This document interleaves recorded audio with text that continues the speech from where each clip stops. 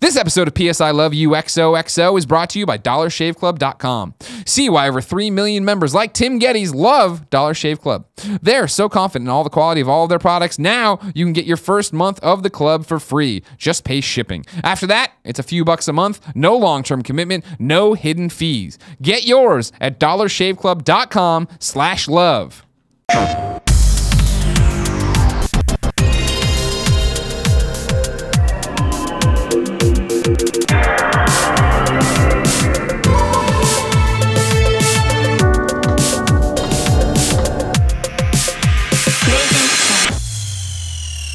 What's up, everybody? Welcome to PSI Love You XOXO, episode 56. I'm one of your hosts, Greg Miller, alongside the pride of Long Island, Colin Moriarty. It's good to be here with you today. It's good to be here with you today as well. Is this a new shirt? I feel like I haven't seen this one. No, it's from the playoffs last year, but the season starts in just days. That's why you're breaking it out and stuff. You're getting ready there. Who are they kicking it off against? I don't even know. I haven't looked at the regular season schedule.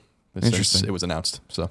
Wait, is it preseason going on? Because the Canadians were playing when I was in Montreal. I thought, I saw you, which is weird. I was like, you're watching. Now you're suddenly watching hockey. That's interesting. Well, I was just at a bar. But I didn't go to the bar. Like, man, I can't wait to see what the Canadians are up to. Your tweet today. Specifically said you were watching the Habs game. You spelled Canadians with an A, by the way. I'm going to let that go. But yeah. But the is that not how the team spells it? It's Canadiens. Like that's how the team spells it. That's how I was right if I was talking about multiple Canadians, though. Right. Just making sure. I'm just making sure I didn't screw it up overall. But I feel like they open up against the Rangers. Yeah, they do. Oh. At Madison Square Garden. Yeah. Whoa. So, but yeah, right now just focusing on the final roster and whatnot. I mean, everyone's getting kind of prepared. People are hitting waivers, going back to the AHL. So it's exciting kind of. Oh, always. This is the most exciting kind of time. You know, the AHL. Everybody's sharpening their skates. Everyone's sharpening their skates. Yeah, they sharpen their own skates in the NHL. Did you know that? They take their stick and they bend it just a little bit at the top. Get the little cuppage going on there. That's already done. But I mean, you can't have an illegal bend in your stick. So you know what I mean? Like there is a lot of gray area in hockey in the rules. I think you'll admit. We've brought up many a time. Icing, no one really knows what it is. So that's only called maybe 50 to 75%. It's like holding in the NFL where it's happening all the time, but it has to be egregious. It's so infuriating. I'm watching the Jets have a really ferocious front seven, and I'm watching players literally get tackled by offensive linemen and just no call. It's like, come on, man. Yeah. It's another podcast probably, but it's never stopped us before. Jets, man. Colin, it does me well to see you. I haven't seen you in quite some time. It's been that long, but yeah, it's good. It feels like it's been a long time. How much Dragon Quest Builders have you played? None. I mean, I've had it for several weeks. But God, Colin, it's getting great reviews. It has delivered. It's the first time in a long time I've played the Vita to death. Where I'm on a plane and it starts flashing. I'm like, oh fuck! I've played this the entire way. This thing's gonna explode in 2 seconds. Awesome. It's delivered. This is what I wanted out of this game. You know, it's my first Dragon Quest game. We've talked about it before. I know the basics. The slimes, they got them. Get you a game called Dragon Quest Posers. They got these slimes all over the place. Hey, I didn't say. You don't see me wearing the Dragon Quest shirt saying I've been around. I've deserved this. But it is the mashup of what I've always known to be Dragon Quest with Minecraft. So it's a dumbed down Minecraft and a dumbed down Dragon Quest, and it's perfect. Fun. You jump in there. What I'm surprised about that I didn't think a lot about was the fact that since Minecraft, I don't know if you've heard of Minecraft. It's been successful. Sounds like a thing I've heard of. It's turned some heads out there in the indie world. No one's really sure where it's going to go or how it's going to get, but this Notch guy, they think, has good ideas and it might go somewhere. But they took what I liked about Minecraft and, like I said, dumbed it down, made it easier in a way. You know what I mean? Because before it was... You needed to have, I need to build this thing. I need to make this recipe, craft this thing, as they say. I got to go to my, wait, where did I put this thing? Crap, I'm going to every one of my treasure chests trying to figure out where it is. This one, treasure chests are all just like unified. You go to make something, it knows that you have it. It'll just grab it for you and automatically do it. They even go a step further of giving you this enchanted chest you can put stuff into, and then when you're out in the field, you can automatically teleport stuff back to it or bring stuff out of it and do all these different things that way.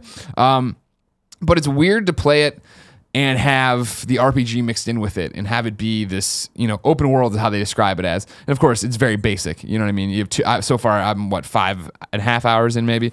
And I've the most I've ever had is like 2 or 3 quests going at one time. No quest log, which I hate. I hate not being able to jump in and see what I've done. Instead, I got to talk to the people in my little town or go look at this thing. That's interesting. Yeah, it's weird. There's no way to figure out what quests are open and what quests are closed. I mean, well, closed for sure. No, it's just gone. There's no quest log that I've been able to find. But you can figure out some sort of way. When you're in your town, the people who have requested it will still have that above their head, and you can go talk to them anytime, and they'll remind you what they need. Yeah, it's sloppy. Yeah, it's sloppy, but it's one of those things that, again, I think for this kitty-ized RPG, this kitty-ized open world RPG, it's fine. And the fact that it's fine is good enough for me for a Vita game that I want to play on the go. And I'm surprised at how well it runs. I thought for sure it's another one of these PlayStation 4 games that's also getting a Vita version. Vita version will run like shit. It does not. It runs well so far. 5.5 hours. That's great. I don't want to get ahead of myself. That's fantastic. But I'm enjoying it. The camera gets finicky as you'd expect. I never played Minecraft in third person unless I was worried about falling off the edge or something. So having it constantly in third person can be a hassle. There's different little things I've gone into and had conversations where I'm just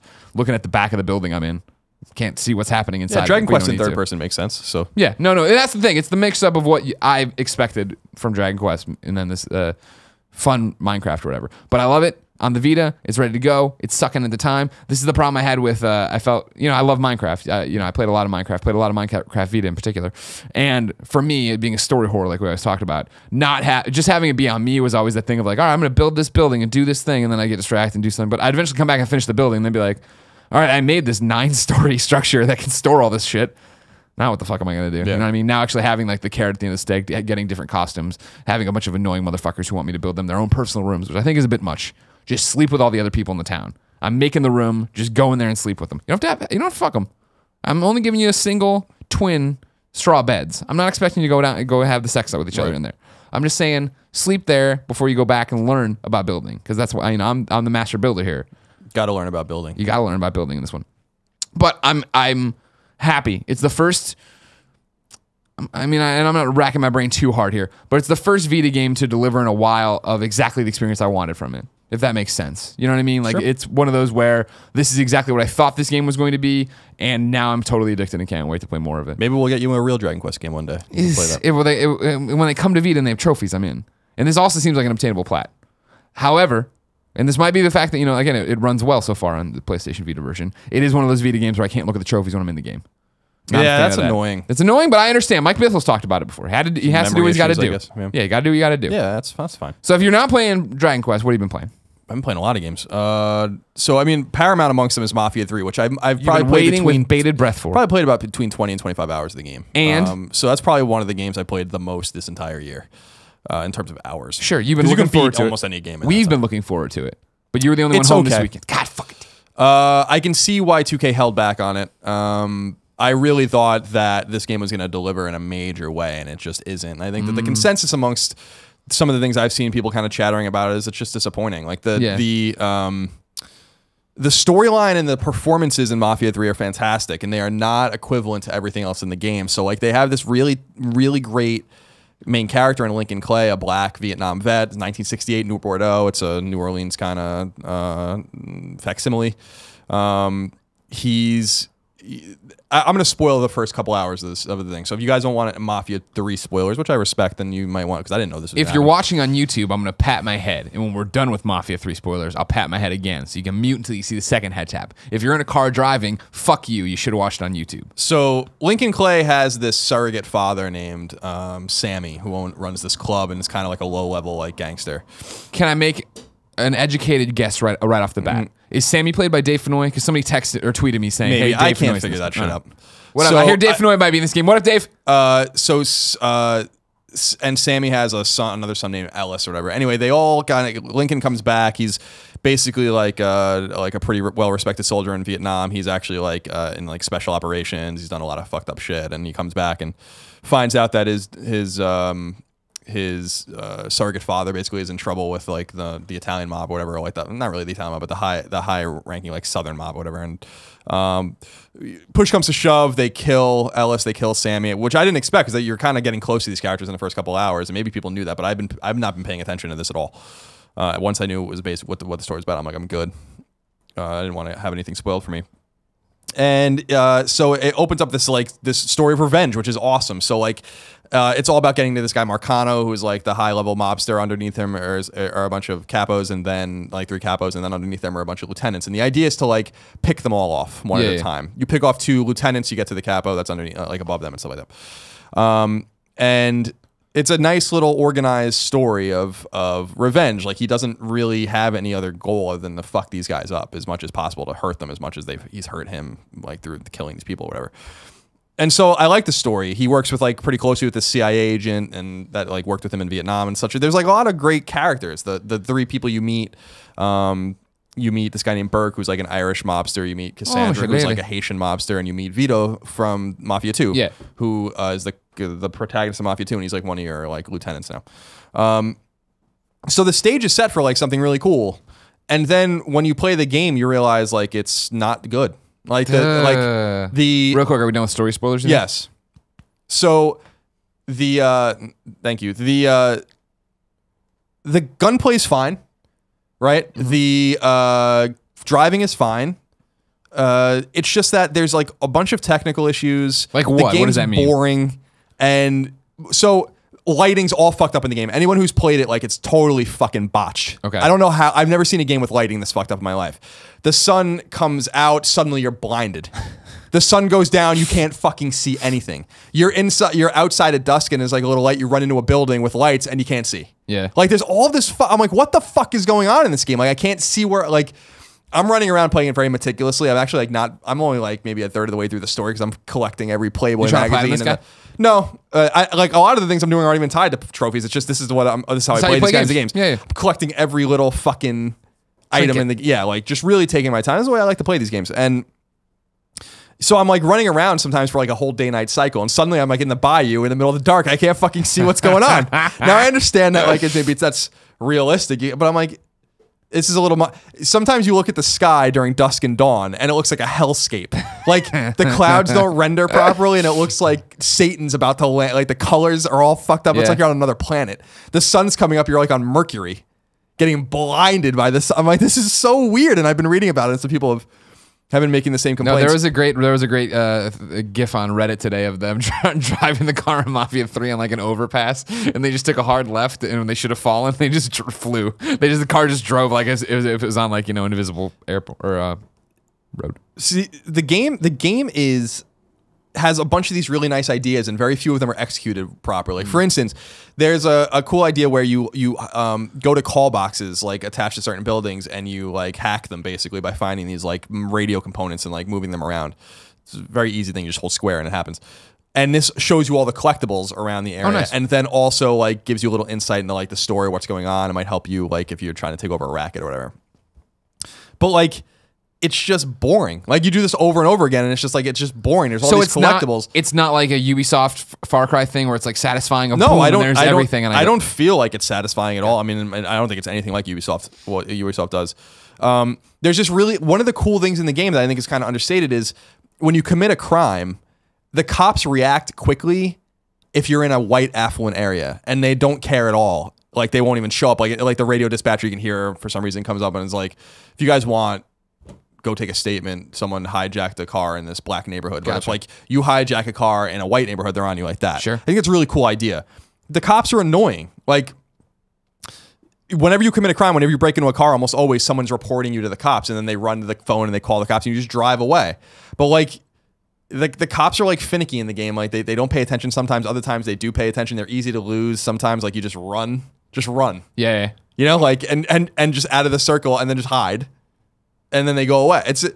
The game's easy to manipulate. It's easy to manipulate when you're taking over these rackets and going to these different buildings. You can use whistle by holding left on, like whistle to hold left on the D-pad.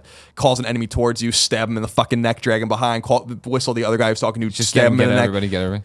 I'm just like, it's disappointing because the game is half baked, but the story and the plot are really cool, and the plot is so serious and so racially charged and so dynamic for a video game that it's really being underserved by everything else around it in the game. The game's crashed on me 5 or 6 times. Jesus, this is so disappointing. This is the one I'm so excited for. Shooting is off sometimes. I'm clearly fucking shooting guys in the head. The bullets are not registering. There's like weird, like, you know, there's weird, I guess, hitboxes on the enemies. Sometimes like the whole quest structure is fucking obtuse. Like you get these side quests that are in perpetuity. For instance, I had to go run weed for Cassandra from the bayou, like up to her warehouses. It tells you to keep doing that. I keep going back to this weed thing, and the boat's not there that I'm supposed to hijack over and over again. And I'm like, I think it's because I've maxed out my rackets, but the game doesn't tell me that. It just gives me the option. It's still there on the map, but I'm like, the boat's not there. Yeah, that's super annoying. So like, why is this here? So in other words, I want to beat it because the reason I'm playing it so meticulous is because I really like Mafia and I like that series. And I want to see it through, and I like the story. I think the story is fantastic. If people one day can stitch together the whole story on a fucking YouTube video, it's probably better than So, do I think it's worth playing? Maybe, but you have to have a lot of caveats, and it's certainly not worth $60. Gotcha. So, like, I'd wait for people to, I'd wait for I jumped on the grenade for all of you.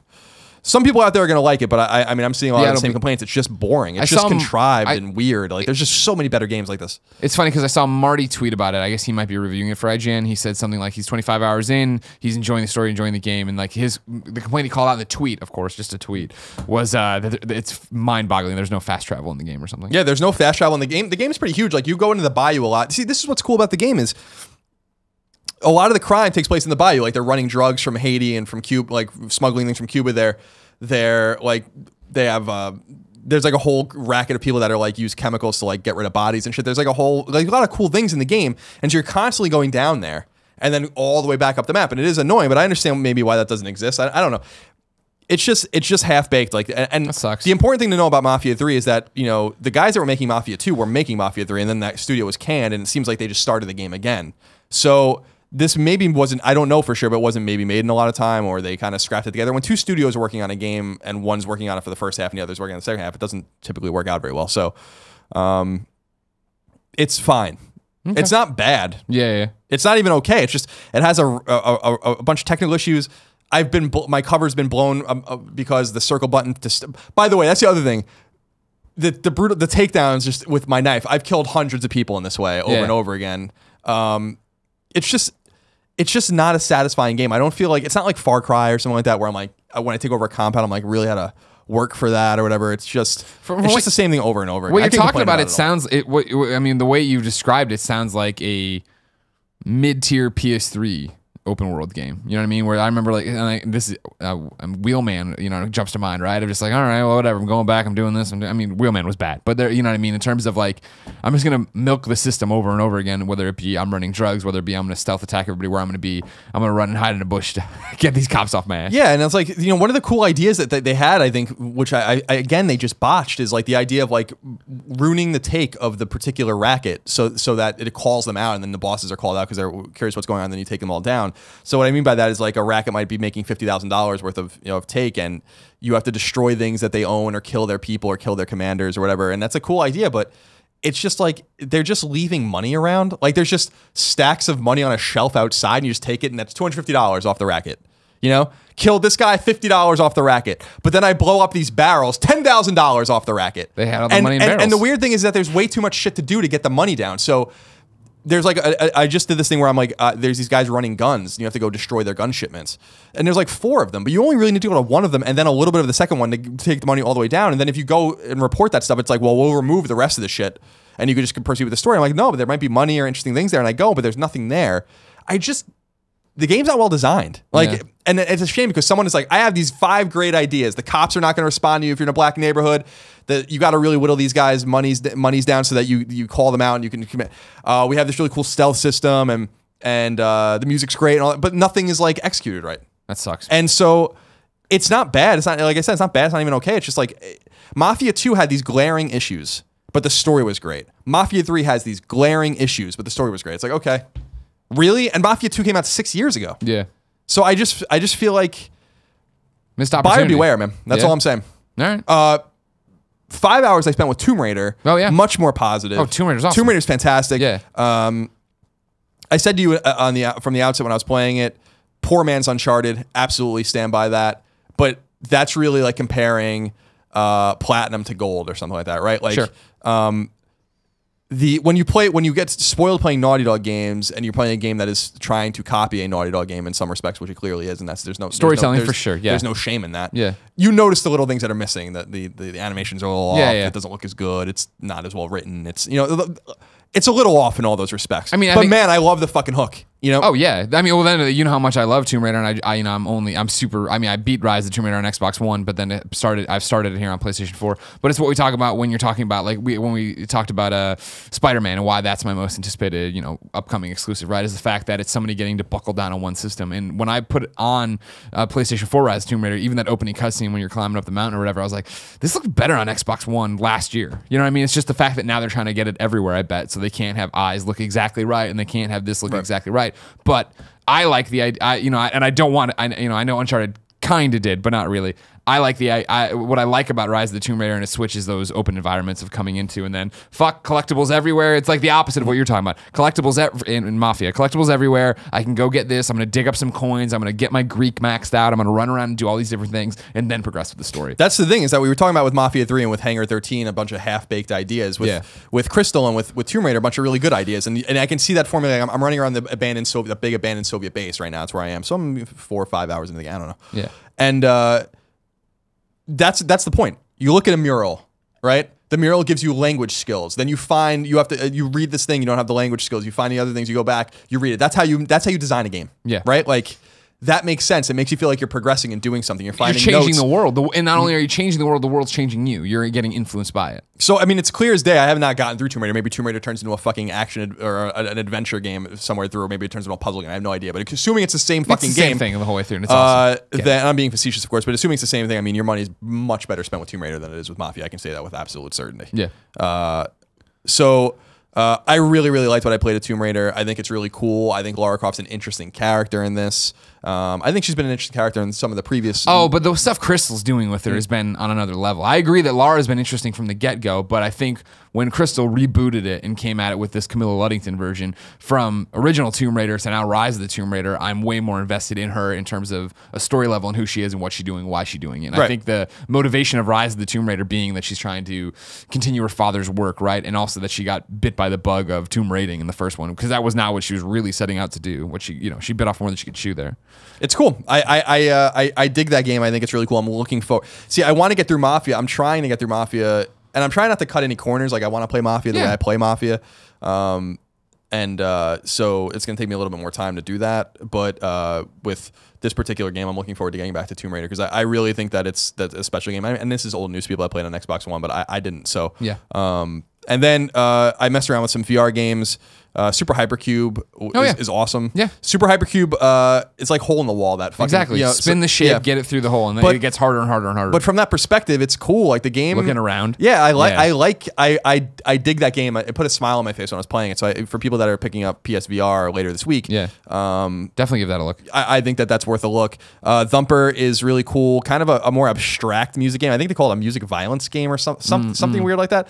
It's so it's not it is a music game, but it's different. You guys will see when you guys play it. But I thought that was a pretty nifty game. And then I finally messed around with the PlayStation VR Worlds or whatever. So I played. What'd you think of that? It's cool. Like the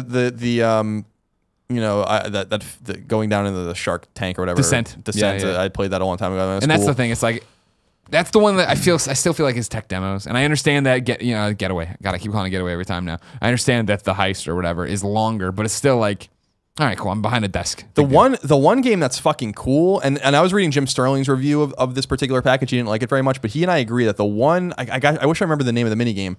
The one thing that should be its own game is the head, where you use your head to hit the ball back and forth. That game's fucking rad. No, Tim did the Let's Play of it. He's a big fan of that. He was talking about it. And there's something genetic about that game to me, where it's like, this is Pong. Yeah. Oh yeah. 100%. But we were talking about when we were, especially on the Gamescast, about I was making the point that people are really looking at PSVR or VR generally and judging it based on what we're seeing now, as if this isn't the first foray into a new environment for games. And it's kind of funny, and I don't think maybe unintentional, that they're launching with Pong, just as games were really launched as we know them in a commercial sense with Pong. And so I dig it. I like that. So I'm really more excited. The thing about PSVR, just having it for a while and moving it around, is it's a pain in the ass to move around. Other than that, you mean between houses? Yeah, it's like there's so many fucking cords and things. It's obnoxious. It's staying exactly where it is from now on. So I mess around with those few VR experiences, and I really enjoy those as well. But did you? And I don't know, Eve Valkyrie. I've been off email threads. Does that come through? Do we have? No, we got Riggs and a few others, but I haven't. Here They Lie and stuff, but I have not even downloaded any of those yet. Gotcha. If you didn't know, ladies and gentlemen, this is PS I Love You XOXO. It is KindaFunny.com's PlayStation podcast. It is the #1 PlayStation podcast on the internet, and it posts every Tuesday, rain or shine, at 9 a.m. Pacific time on YouTube.com/KindaFunnyGames and podcast services around the globe. So please go to KindaFunny.com, like all the videos, share them with your friends, subscribe to the YouTube channels, leave reviews on iTunes, all that fucking shit. Don't forget, of course, Extra Life is coming up really quickly. You can go to KindaFunny.com/Extra Life, learn how to join the Kinda Funny Extra Life team, help us raise money for sick kids, or if you don't want to play games for 24 hours, you could just sponsor one of us and give some money to us to give it to the sick kids and try to beat our records last year because we did really well. Colin. Yes. Let's begin the show with what is and forever will be Roper's Report. Time for some singular possessive news. There are 9 items on the list. Baker's dozen. Number 1, Gravity Rush 2 has officially been delayed, though only by 5 weeks or so. The PlayStation 4 exclusive was set to come out in early December, but the delay has pushed the release date to January 20th, 2017, primarily, it seems, to give the game room to breathe on the market. And a post on the PlayStation blog, the game's director, Keiichiro Toyama, said in the following, quote, "In July, we announced a release date for Gravity Rush 2 that we felt most appropriate for the title. Since then, though production is proceeding smoothly, the landscape for the release date has changed dramatically. Gravity Rush 2 is the conclusion of Kat's journey, so we want players to have enough time to dive deep into her story.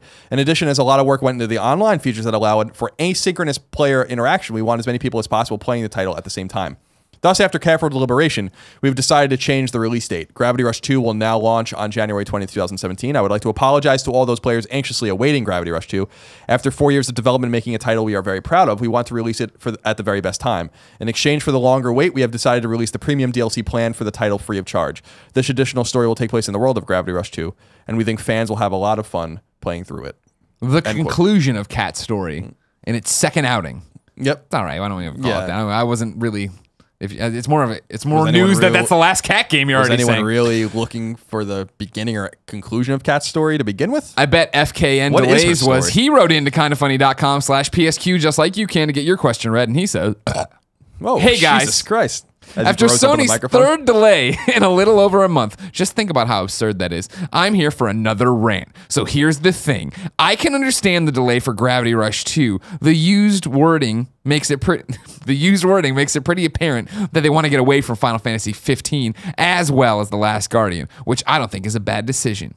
Unfortunately, this delay really is just part of a bigger problem. So I'm left asking, Sony, how the fuck do you first announce 4 games for one holiday season and then delay every single one of them, parentheses, one game even in true polyphony digital fashion, to 2017, I guess, but you can't really tell me exactly when, in parentheses.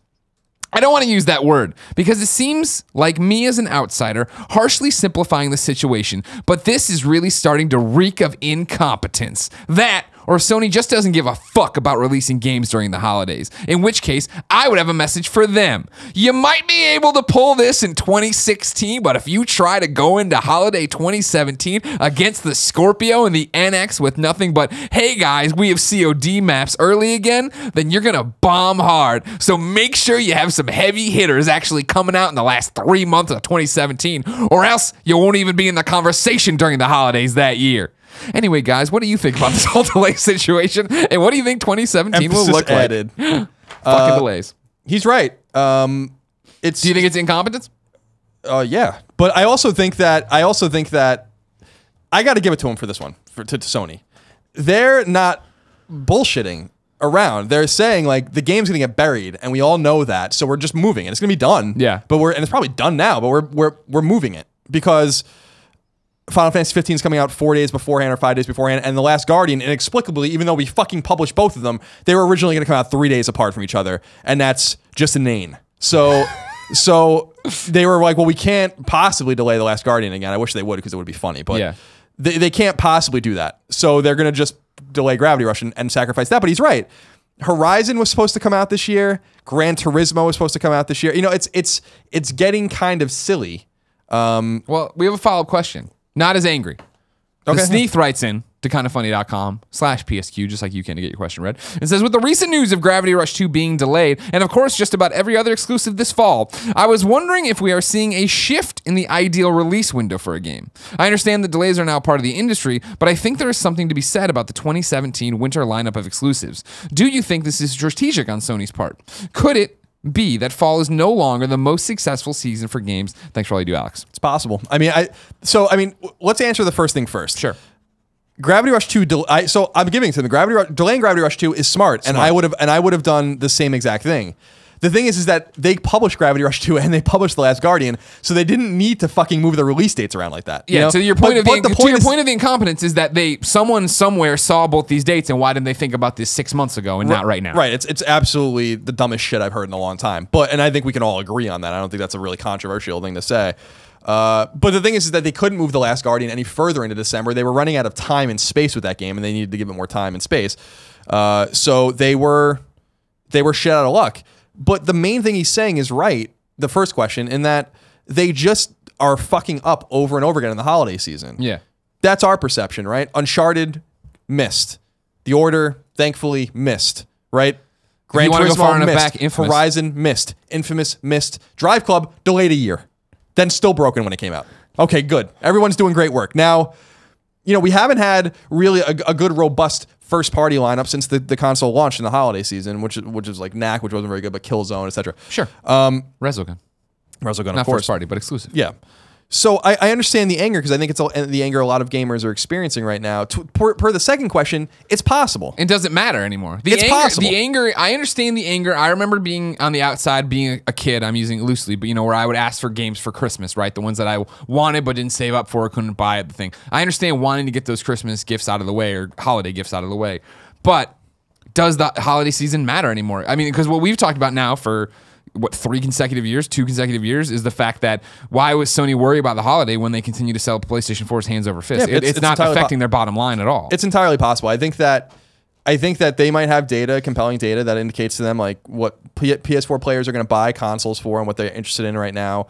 It's Call of Duty, it's Battlefield, Titanfall, Final Fantasy 15. Yeah, all of these games are on Xbox and to an extent PC, but they really seem probably to live most on PS4 in terms of units being sold and consoles being sold. So they might see their stuff and be like, we're not really feeling stressed out by this because, ideally, in other words, what I'm saying is they look at this and they're like, yeah, we would have loved to have had Horizon in November. That would have been great. But we're not really that worried about it. Sure, it's going to sell no matter what. So I don't think that they're delaying games to spite anyone, and I don't think the calendar is being altered permanently. What I think is that it's just a result. We're seeing so many promising games coming out in 2017 because they're just delayed. I think what we're seeing is developers these games are not ready for prime time. Like they're taking longer to make. People are getting used to the hardware still trying to make it work and not have a drive club situation. And it's escalating. Again. The war is escalating. We're going to get into that in a little while as well in AAA development. So Microsoft has Gears of War 4, which we're excited about. Right after this, we're going to play it. But in a rare cooperative kind of thing going on. This is what I like to call the precursor to us taking down Overcooked, because you got to help me get that last trophy. Right, we got to warm up with something. So yeah, I see where everyone's coming from. I think there's some truth in what people are saying. I think that Sony has fucked up with the holidays, but I also think like I said, to the second point, it just might not matter. I think we're going to find out. He's right though. In 2017, they do need to have heavy hitters because they are going to be dealing with a third competitor in Nintendo now, and Microsoft's going to have their new console, and whatever the fuck that is. But I think that you're going to have probably 2 big games that holiday. My assumption is Detroit and probably God of War or something like that are going to come out. And I would say that Days Gone is probably first half. Sure. So maybe even summer. Yeah, like why not? Horizon you have in your spring, Days Gone summer when it can make an impact when there's not as much competition. And then like God of War and then Detroit. God of War, yeah. Detroit in October, God of War in November, something like that. Yeah. I can see that. Don't put them out on the same day. I can see a world where that happens, and then the year after that, you have Spider-Man maybe Q1 or Q2, and then you have Death Stranding maybe Q3 or Q4, plus whatever hasn't been announced yet. Whatever Naughty Dog's were. I mean, we don't know what Sucker Punch is doing, etc. So I get it. I understand. Number 2. It looks like Mass Effect Andromeda's release date has leaked, though we're still waiting for confirmation from publisher Electronic Arts as of the time this podcast is recording. According to a pre-order listing for the Dark Horse published art book for the game, the release date of Andromeda is March 21st, 2017, which fits in with the timing given by EA for the launch of the game. I think they said, in the first quarter. The reason this date seems convincing is because the art book is scheduled to come out that day, and the book's description on Amazon happily notes that the book launches, quote, simultaneously with the game, end quote. So it seems like we have a release date. Just to double check here, let's see, March 17th is a Friday, so that makes sense. Worldwide if it's release, a worldwide release. A Mafia release date. So I believe it, but we do not have confirmation on this. Here's the question. We've talked about Mass Effect a lot. We want this game. We're excited for the franchise. Are you concerned that it's that close and we haven't seen anything real from it? Or is that good? Because we always talk about, like, oh man, Fallout did such a great job with it. Red Dead could come out. Okay. It is a different studio. Now, but I think this is smart. You know, I think that, well, it's October, so November, December, January, February. I mean, we're looking at 5 months, right? It's cool that we don't know anything about it, really. Yeah. So, N7 Day or whatever the fuck, that's November 7th, I think, right? Yeah. It's coming up. We can have all sorts of ways that they can leak this information out. 100%. My assumption is that we'll know in November what's going on with the game. I don't think it's necessarily a bad sign, but I do understand the trepidation considering that it's not BioWare Edmonton that is making the game. So, and there's a whole different team on it, like a whole different leadership Casey's team. gone, Casey's gone, etc. So I bunch of understand the trepidation. It seems like the game's been incubating for a long time, but I don't think there's anything wrong with that. Mass Effect 3 came out in 2012, so 5-year distance between the games, especially when it's a rebooting of the trilogy. We're not a rebooting. That's really not putting it right. It's moving away from the trilogy and rebooting what Mass Effect might be. I think it's smart to give it a little distance, but am I concerned about it? Not really, but I wasn't concerned about Mafia 3. That's true. Number 3. Bethesda and Sony have figured out whatever issues there were, and modding is officially coming to both Skyrim Special Edition on PlayStation 4 and PS4's version of Fallout 4. Both games will also be patched to take advantage of PlayStation 4 Pro. Bethesda announced the unexpected news on its official website, stating, quote, "We're excited to announce that mod support is coming to PlayStation 4 for both Skyrim Special Edition and Fallout 4. Additionally, we'll also be supporting the new PlayStation 4 Pro with both titles. Skyrim will have these features when it launches on October 28th. The new power of the PlayStation 4 Pro has allowed us to make Skyrim render in native 4K, and it looks better than ever. Mod support will come to Skyrim first. We and Sony have worked hard to make this possible. Mods on PlayStation 4 will allow you to modify and create your own content by using our creation kit. You will not be able to upload external assets with your PlayStation 4 mods, but you will be able to use any asset that comes with the game, as most mods do. We are excited finally to get modding to our PlayStation fans who have supported us for so long. Modding has been an important part of our games for over 10 years, and we hope to do even more in the coming year for all of our players, regardless of platform. After the work is complete on Skyrim, we'll be updating Fallout 4 for both mods and PS4 Pro. We expect Fallout 4 to take advantage of the PS4 Pro in 4K, along with enhanced lighting and graphics features." End quote. Were we just quietly watching them air their dirty laundry in public? Just Bethesda being like, we're fucking done with you guys, whatever. We're going to tell the world how we think this is going down and put all the pressure on you. Yeah, I think they played it absolutely right. Yeah, yeah. And I think that there's a caveat in there. I don't know if you can't. There's no external assets, for instance, and stuff like that. So there was a problem, but they did figure it out. And I think that's very wise of them to do that, especially 100%. Because Bethesda's talking up the PlayStation audience very much, but the PlayStation audience hated Bethesda for an entire generation. So it's good that they're getting especially with Skyrim, which was just totally botched on PlayStation 3 and. Just don't leave Colin doors already remembers, right? Yeah, just put everything back on the shelf exactly where you found them. Don't leave any doors open. The game's gonna run great. So they need to play nice with the PlayStation audience, and I understand their frustration, and I'm glad that they figured it out. I know a lot of people are excited about that Skyrim Special Edition, and if Fallout 4 is still sitting there. I played it for 25 hours, and I never went back to it. Maybe the mods will get me to go back to it. Not. Yeah, no, that's not gonna happen. You're not going back to it. Number 4. Danganronpa, Trigger Happy Havoc, and Danganronpa 2, Goodbye Despair, 2 games that found a cult following on PlayStation Mama Vita, Kuma! are officially coming to PlayStation 4 early next year. Word comes by way of publisher NIS, which announced that Danganronpa 1 and 2 Reload, a collection of the first 2 games, is PS4 bound in early 2017.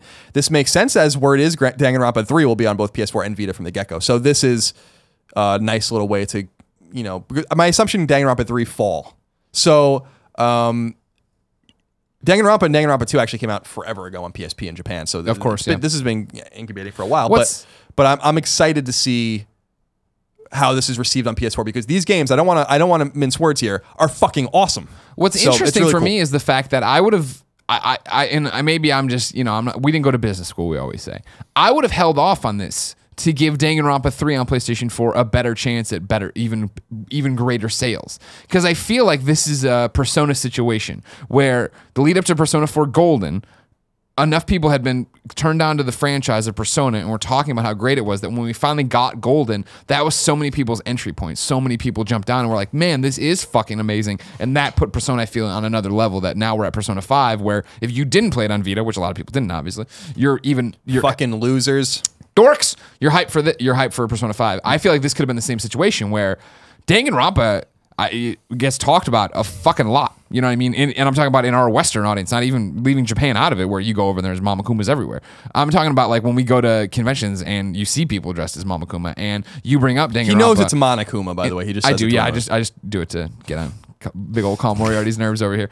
But it's one of those. I think that if you would have just had this is your only chance to get on PlayStation 4, you would have seen greater sales personally. Maybe I'm wrong. I think it's the target and the bread and butter is going to be people like yourself who've already played it, want to just play it again. Oh, I can't wait. Yeah. And it's so funny because I was talking to Erin recently about she likes these more story-driven, you know, she was playing Virginia a little bit. She's like, I find her playing her PlayStation 4 without me. I log in. Did you buy her one yet? No, not yet. Come on, Colin. We just haven't really. I'd like to.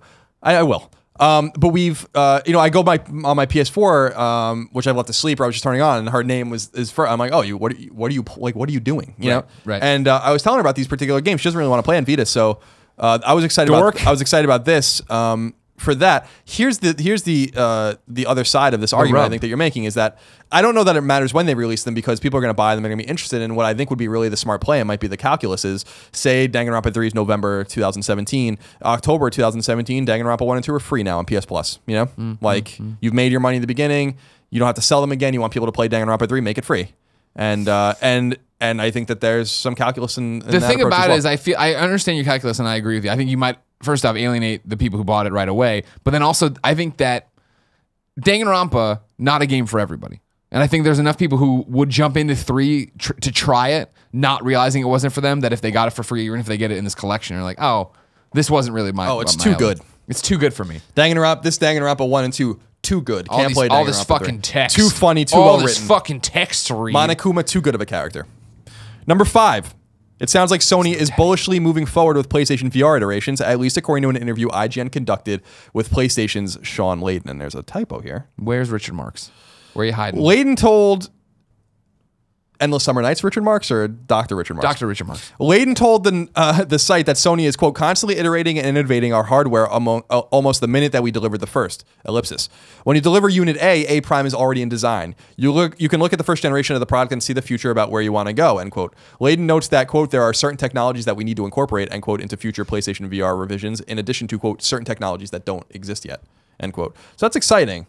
And I feel like there's a lot of, it seems like, you know, Jim Sterling did an interesting video I encourage people to go watch about why he doesn't like VR and why VR he thinks is a gimmick and it's bullshit. And he compares it to motion controllers and all that kind of stuff and Kinect.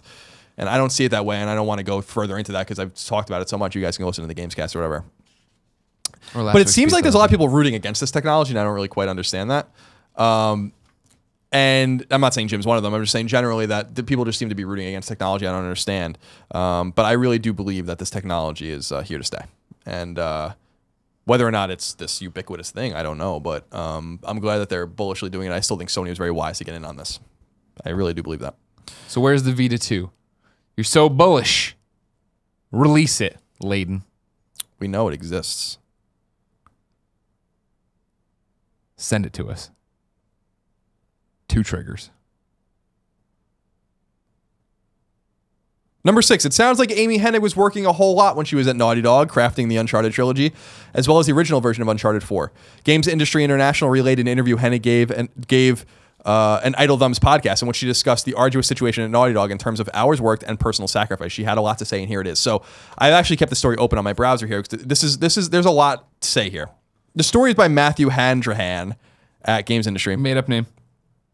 And I want to read the whole thing if I can, because I think it's very interesting.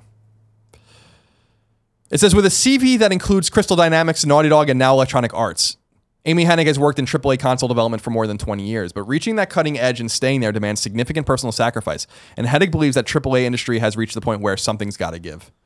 In a long and fascinating interview with Idle Thumb's Designer Notes podcast, Hennig described the darker aspects of what has otherwise been a glittering career. Many think of crunch as a declining problem in the industry, but Hennig's recollections are as recent as Uncharted 3 at Naughty Dog, which launched in 2011. Quote, Uncharted 3 was hard because even though we had 2 years again, it was 2 years after 2 projects that were a crunch.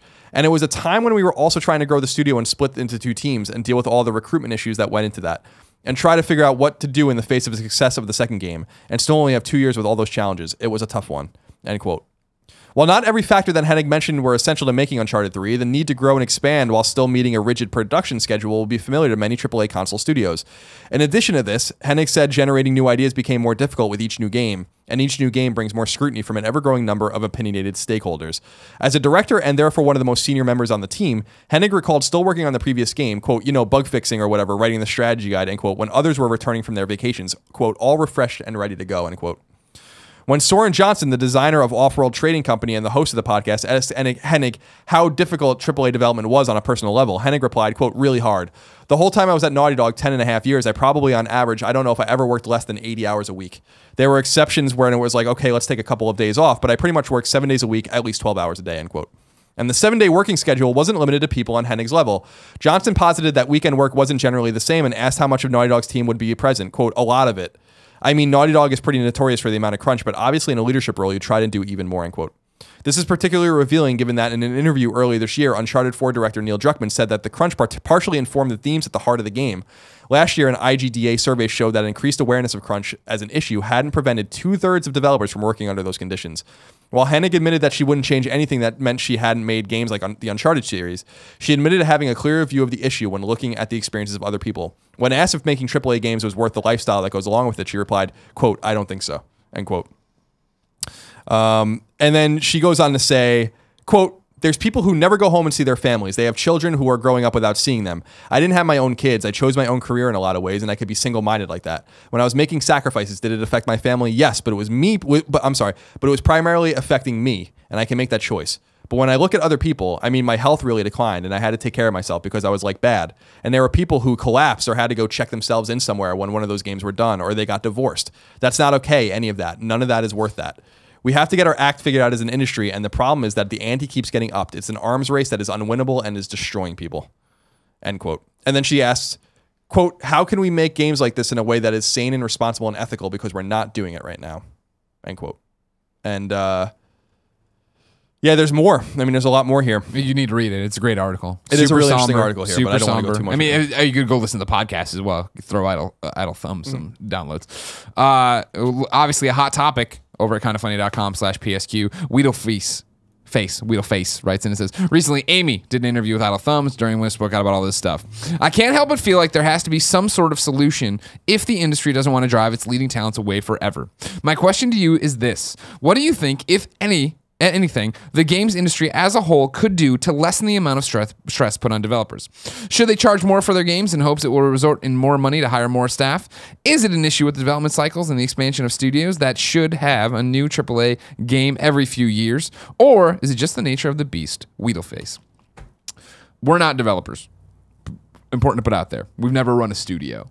I feel with what I know and the developers we know and the people we get to talk to about crunch and get behind, curtain access to, and even Amy being super honest in this, I feel this is one of the holdovers from what games used to be. I feel like crunch time made sense and was okay when you were working on these games that had a shorter development cycle, when it's what she's talking about, the fact that it is an arms race, and it is all, especially you're talking about Naughty Dog, but you're talking about Crystal Dynamics, who puts out Rise of Tomb Raider, but we immediately compare to Naughty Dog, or anybody else who's being compared to anybody else in the field. It is this thing where everybody is in this to make art, and they are in this to make the best game possible, and they want it to be a game that wins awards and looks great on their resume and is a worthwhile product for the years of their life and the hours of their life they've poured into it. And that's where it gets off track, is the fact that when it was crunch time on a simpler game, when it was a PS2 game, you were flipping games faster. A year and a half to make a game was plenty of time, and you were doing different things there. It didn't seem like it was that crazy to do. And from when talking to people, when you talk about the good old days of game development, but the problem is you're coming up with people right now who are making games like this or Watch Dogs or whatever technical showpiece they want to make next, and they're still trying to do it the way the old guard did it, if that makes sense. And I think in the same way you see in the game's press side of it, people like us break away, right, and do our own thing, and we're not gonna do what everybody else does, which is either stay here and burn out and quit, or go into PR or get promoted. We're gonna go make our own thing. You see that with indie games, but how that's going to reflect out onto AAA games, I don't have an answer for yet. I don't know how to change that because it does come down to there are shareholders for EA and Activision has a board of directors, and these people are the ones who are talking about the fiscal quarter and how this works, and then keeping the artistic people who want to make something awesome on the schedule.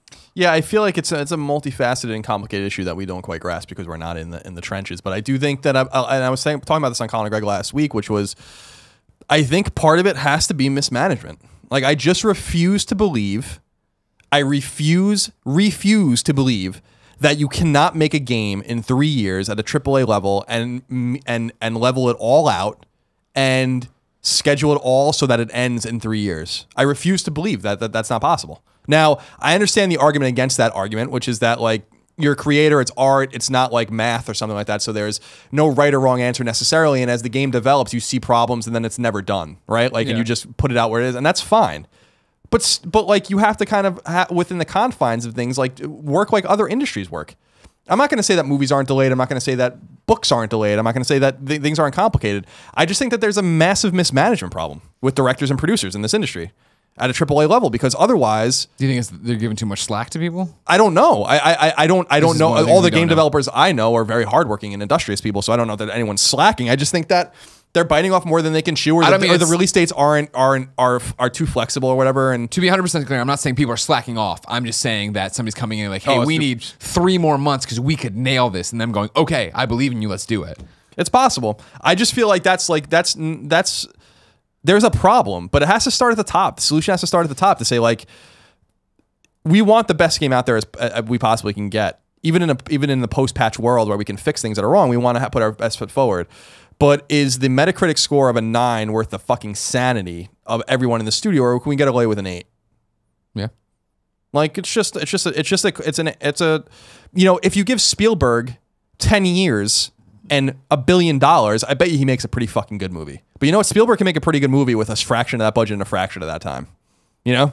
And it's still a pretty good Spielberg movie. Don't forget the AI movie. Well, the AI is. But you understand what I'm saying? Like, I know what you mean. But like, it's that this is the thing though of like what's happening on the other side. We don't understand their business. It's the same way we don't understand ours, right? Where like we almost had to delay this episode, not delay the release of it, but delay the recording because Nick changed a camera setting, and so. That's for our dumb rinky-dink operation. I can only imagine what's happening in Maya when somebody goes through the night before and tweaks something they didn't think to tweak, and then it sets everything back. Yeah, I have no doubt that it's complicated. A lot of moving parts, right? Yeah. Like the engineers are working on the engine, the artists are working on assets, the writers are rewriting things, and they're dealing with voice actors, and the designers are making quests and looking at maps, and the multiplayer guys are doing. There's a lot of shit to put in a game, and they all have to connect to each other. And it's a very we've had a lot of great access to studios, watching them make games, and one of the things I remember the most, I think one of the most eye-opening things that I've ever seen was when Sunset Overdrive was being made, and I got to go to Insomniac and walk around and just talk to everyone there and look at the game and see what everyone's doing, and like from a very like kind of like embryonic level, how everyone's developing the weapons and all these kinds of things and how it all fits together, and it is complicated. I'm not saying it's not complicated. I'm not saying people are, but what I'm saying is people are working too hard. Like, would we get Uncharted 4 as good as Uncharted 4 was if they didn't kill themselves? Maybe not. But would we know the difference if the arms race wasn't started to begin with? In other words, would we have gotten this a fucking amazing game, or would we have gotten this excellent game? And is there really a difference between those two words? And what do the qualifiers even mean to begin with? But you understand how hard that is to talk to a creator about that and have them dial that back. Because I mean, how many times at IGN or even here do we talk to each other that we're all working too hard? That, sure. You know what I mean? Do put in less. You don't need to do that. Like, no one will know if you're not fixing the YouTube description right now or whatever the hell it is. It's not a perfect situation because I fear a world where we don't get those fantastic games, or we don't get The Last of Us, we don't get Uncharted 4. But at the same time, like I feel bad for these people, and we know a lot of these game developers personally, and we know game developers that have burned out, and on a personal level, and it's not this abstract talking point for us. We know people that make games, a lot of them, and it's sad to watch that happen to them, and it's sad. We know Amy, and we love Amy, and it's sad that she worked so much. It is. It is sad. Like, Uncharted is fantastic, but 80 hours a week for 10 years? That sucks. Yeah. That fucking sucks. I don't want to hear that. I don't want to hear that at all. And that's why it seems like she is changing the culture, at least at Visceral. I don't know if the culture was ever like that at Visceral, but they have their game is fucking 2 years out still. And she's been there for 2 years. So sounds good to me. You know, like, it seems like she's trying to change like the kind of the culture a little bit. But I also know how obsessive Amy was. And I you know, she was, and you know, when I went and talked to her for the history of Naughty Dog, and she was working on Uncharted 4, I mean, she had books all over the place, notes, everything. I mean, she's very in the trenches, and I respect that about her. But you got to take care of yourselves, and I don't know that it's worth it.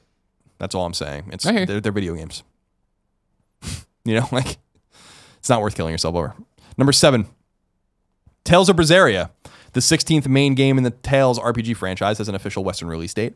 The game will launch on January 24th, 2017, exclusively on PlayStation 4 and PC in the West, and there will be a very expensive collector's edition available for the game if you're interested. The special edition costs $149.99 and comes with the game, a steelbook case, chibi figures, an 8-bit retro keychain set, the game's soundtrack, a hardcover version of the game's prequel novel, A Witch's Tale, a world full of demons, a set of trading cards, and a starter strategy guide art book. Only 10,000 copies will be made available. So if you're interested, keep an eye out for that. And you know, I am the biggest Tales fan. What are you excited about with the Tales of Berseria? Like, mainly it's the book they were talking about there. Getting me a Tales book finally, really digging in to like what's going on in the background, what's going on in these characters' heads. Because as you know, which character specifically do you want to get in your head? You know what I'm talking about? The old onion head. You know what I mean? He's got the white head, little thing coming off it. That's my man. I want to know what's going on. What invisible cat is he talking to in this game? That's what I want to know. Rolo, not invisible. Number 8. Ubisoft has officially confirmed, seemingly again, that Beyond Good and Evil 2 is indeed in development. All right, we get it. Its fully owned Montpellier studio is working on the game alongside the fledgling series' original creator, Michel Ancel. Word comes by way of a simple message on the Beyond Good and Evil Facebook page, which states, quote, "If you've been waiting for news about BG&E, well, here you go. We are delighted to confirm that Michel Ancel is currently working with the Ubisoft Montpellier studio on a new Beyond Good and Evil game." End quote. Just stop. Just don't talk about it until you're ready to do something. I couldn't even with pretend to care. This is a game that never clicked for me. I'm glad people liked it, and I feel like I got to IGN and people were talking about this. Maybe there's gonna be a sequel. Maybe this is gonna happen. Just stop until there's something to say. Stop it. Number 9. Number 9.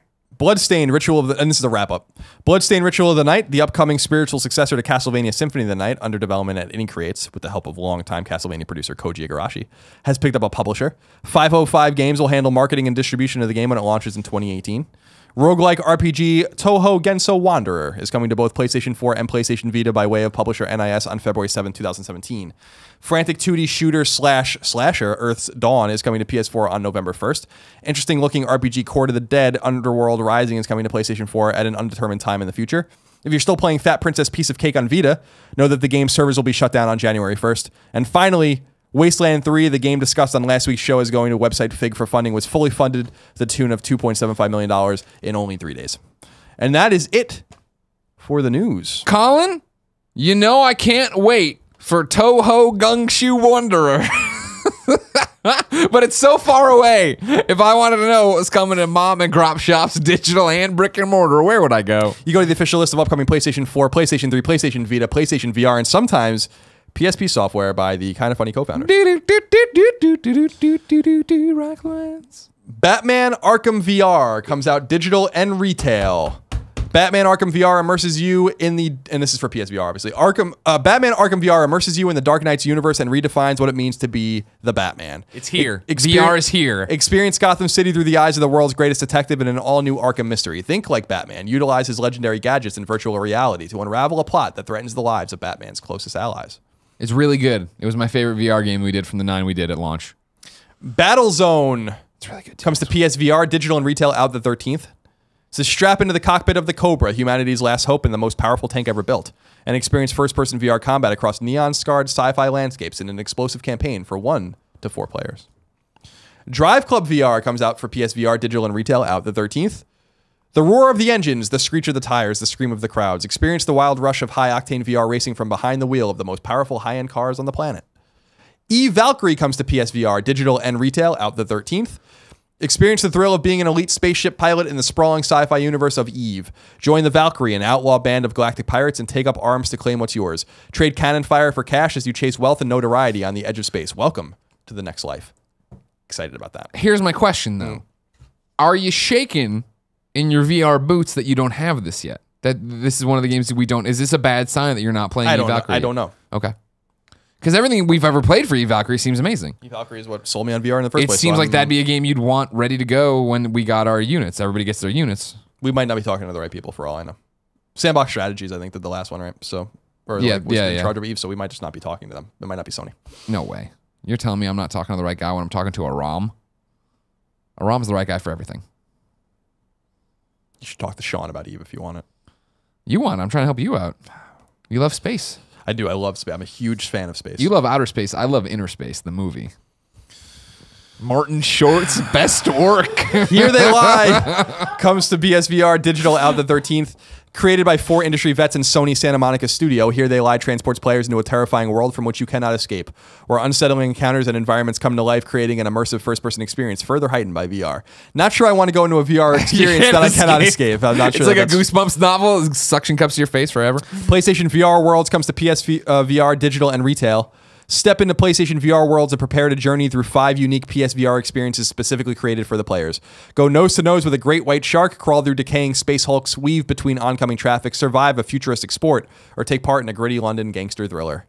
Res Infinite comes to PS4 digital out the 13th, and it is VR compatible, so you do not need VR for it. But you should get it in VR because it's really fun in VR from the things I've played. I haven't played the final version because I was in Montreal when I got my code, but I really can't wait to play it. I love you. Prepare yourself for the ultimate version of Res, a thrilling journey of sights and sounds and shooting action, remastered and upgraded exclusively for PS4 and PlayStation VR. Experience 360 degrees of mind-blowing synthesia? The fuck does that mean? Synthesia, as you blast through waves of enemies and massive transforming bosses, with colors and sounds that sync and blend to the beat of Rez's legendary techno soundtrack. Riggs Mechanized Combat League comes to PSVR, digital and retail out the 13th. Coming exclusively to PlayStation VR, Riggs Mechanized Combat League puts you in the pilot seat of an athletic fighting machine, battling for supremacy in the adrenaline-fueled sport of the future. I think that game looks fucking cool. Yeah. Played it at events. I'm excited to see the final version. Rise of the Tomb Raider 20-year celebration comes to PS4 digital and retail, and it is PSVR compatible in the Croft Mansion, as far as I understand. Yeah, blood ties. Lara Croft becomes more than a survivor as she embarks on the first tomb raiding expedition to the most treacherous and remote regions of Siberia. Rise of the Tomb Raider 20-year celebration also includes the new Blood Ties single-player content, VR support, new co-op play for endurance mode, and much more. Much more. And finally, holy fucking shit. All right. Until Dawn Rush of Blood comes to PSVR retail and digital out the 13th. Descend into madness. Strap yourself into the most disturbing roller coaster ride you'll ever take. Until Dawn Rush of Blood is a virtual reality experience to strike fear into the hearts of every trigger-happy arcade shooter fan. Now here's the full list of games out the 13th for PSVR. Holy fuck. Oh, actually, this is just the full list of games coming out. So these are like the games you read were PlayStation VR games they were pimping. Now they have a list of games that are also coming out this week. So 1,000-Foot Robot Golf, PS4, digital, out 10. This is already out by the time you heard this, and PSVR compatible. Ace Banana, PSVR, out the 13th, digital only. Origami Collector's Edition, PS4 retail. The Assembly, PSVR, digital, out to the 13th. Atari Flashback Classics Volume 1 and Volume 2, these are separate, PS4, out the 13th. Batman. That's not VR? It says just PS4. They should do that VR, have an arcade. You walk in there, you play the cabinet. Come on. We already talked about a couple of these. Castle Invasion Thrown Out, PS4 and Vita digital. Criminal Girls 2 Party Favors, Vita, digital and retail. Sorry we didn't get a write-up for that. Pervert. Dragon Quest Builders, PS4 and PS Vita, digital, PS4 at retail. Yes. Drive Club, we already did. Duke Nukem 3D 20th Anniversary World Tour, PS4 digital. Don't do it. E-Valkyrie, we already did. Gunjack, PSVR, digital, out the 13th. Harmonix Music VR, for VR, digital, out the 10th. Don't do it. Hatsune Miku VR Future Live, PSVR, digital, out the 13th. Headmaster, PSVR, digital, out the 13th. I don't know what that is. Job Simulator, one of my favorite games on the thing, PSVR, digital, out the 13th. Keep Talking and Nobody Explodes, PSVR, digital, out the 13th. Do it. Loading Human Chapter 1, PSVR, digital and retail, out the 13th. Mantis Burn Racing, PS4, digital, out the 12th. Manual Samuel, PS4, digital. Metal Gear Solid 5, The Definitive Experience, PS4 digital and retail. Payday 2, The Big Score, PS4 retail. PlayStation VR Worlds already did. Roost, PS4 digital and retail. Solitaire, PS4 digital. Super Hypercube, which I talked about earlier, PSVR digital, out the 10th. And you don't need VR for it. No, you do need VR. You do need VR for Super Hypercube. I was thinking of Thumper. Super Stardust Ultra VR. PSVR digital out the 10th. Apparently you will get a patch if you own it already, nice. but I don't know if that's true. Speaking of which, remember Volume Coda is patched already. If you have Volume, you have Volume Coda. You got a VR game ready to go. Thumper for PS4 digital out the 10th, and it is compatible with VR. That's how I played it. Tropico 5 Complete Collection, PS4 retail. Tumble VR, PSVR, digital. Until Dawn, we already did. Valkyrie Drive Bikuni, PS Vita, digital and retail. Wayward Sky, PSVR, digital out the 10th. Waddle Home, PSVR, digital out the 13th. World War Tunes, which is an amazing name. PS4, digital out the 13th, and it's compatible with VR. WWE 2K17 out for PS4 and PS3, digital and retail. And Yesterday Origins out for PS4, digital out the 13th. That's every game coming out this week on PlayStation Network. The biggest week I could ever remember. Let's give a round of applause to Solitaire coming. Why would anyone choose to release their games this week if they're not on PSVR? Why would anyone choose? Why would even Dragon Quest Builders come out this week? But Criminal Girls... Square ain't afraid. Square ain't afraid of this VR shit. Are you kidding me? They know Dragon Quest Builders going to outsell Thumper. No offense to Thumper. So after what seemed like 15 minutes, that's all of the games out this week. Colin, topic of the show. Tots.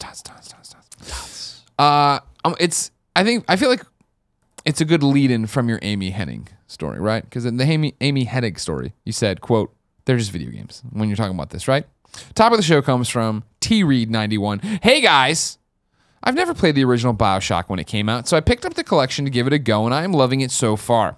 I thought I would check out some of the reviews of the original, so I went over to Metacritic. The top review is from Eurogamer, and the reviewer said, the hours spent playing this masterpiece were the perfect encapsulation of why video gaming is such a favorite waste of time for so many of us. How do you feel about this statement? Are video games really a waste of time?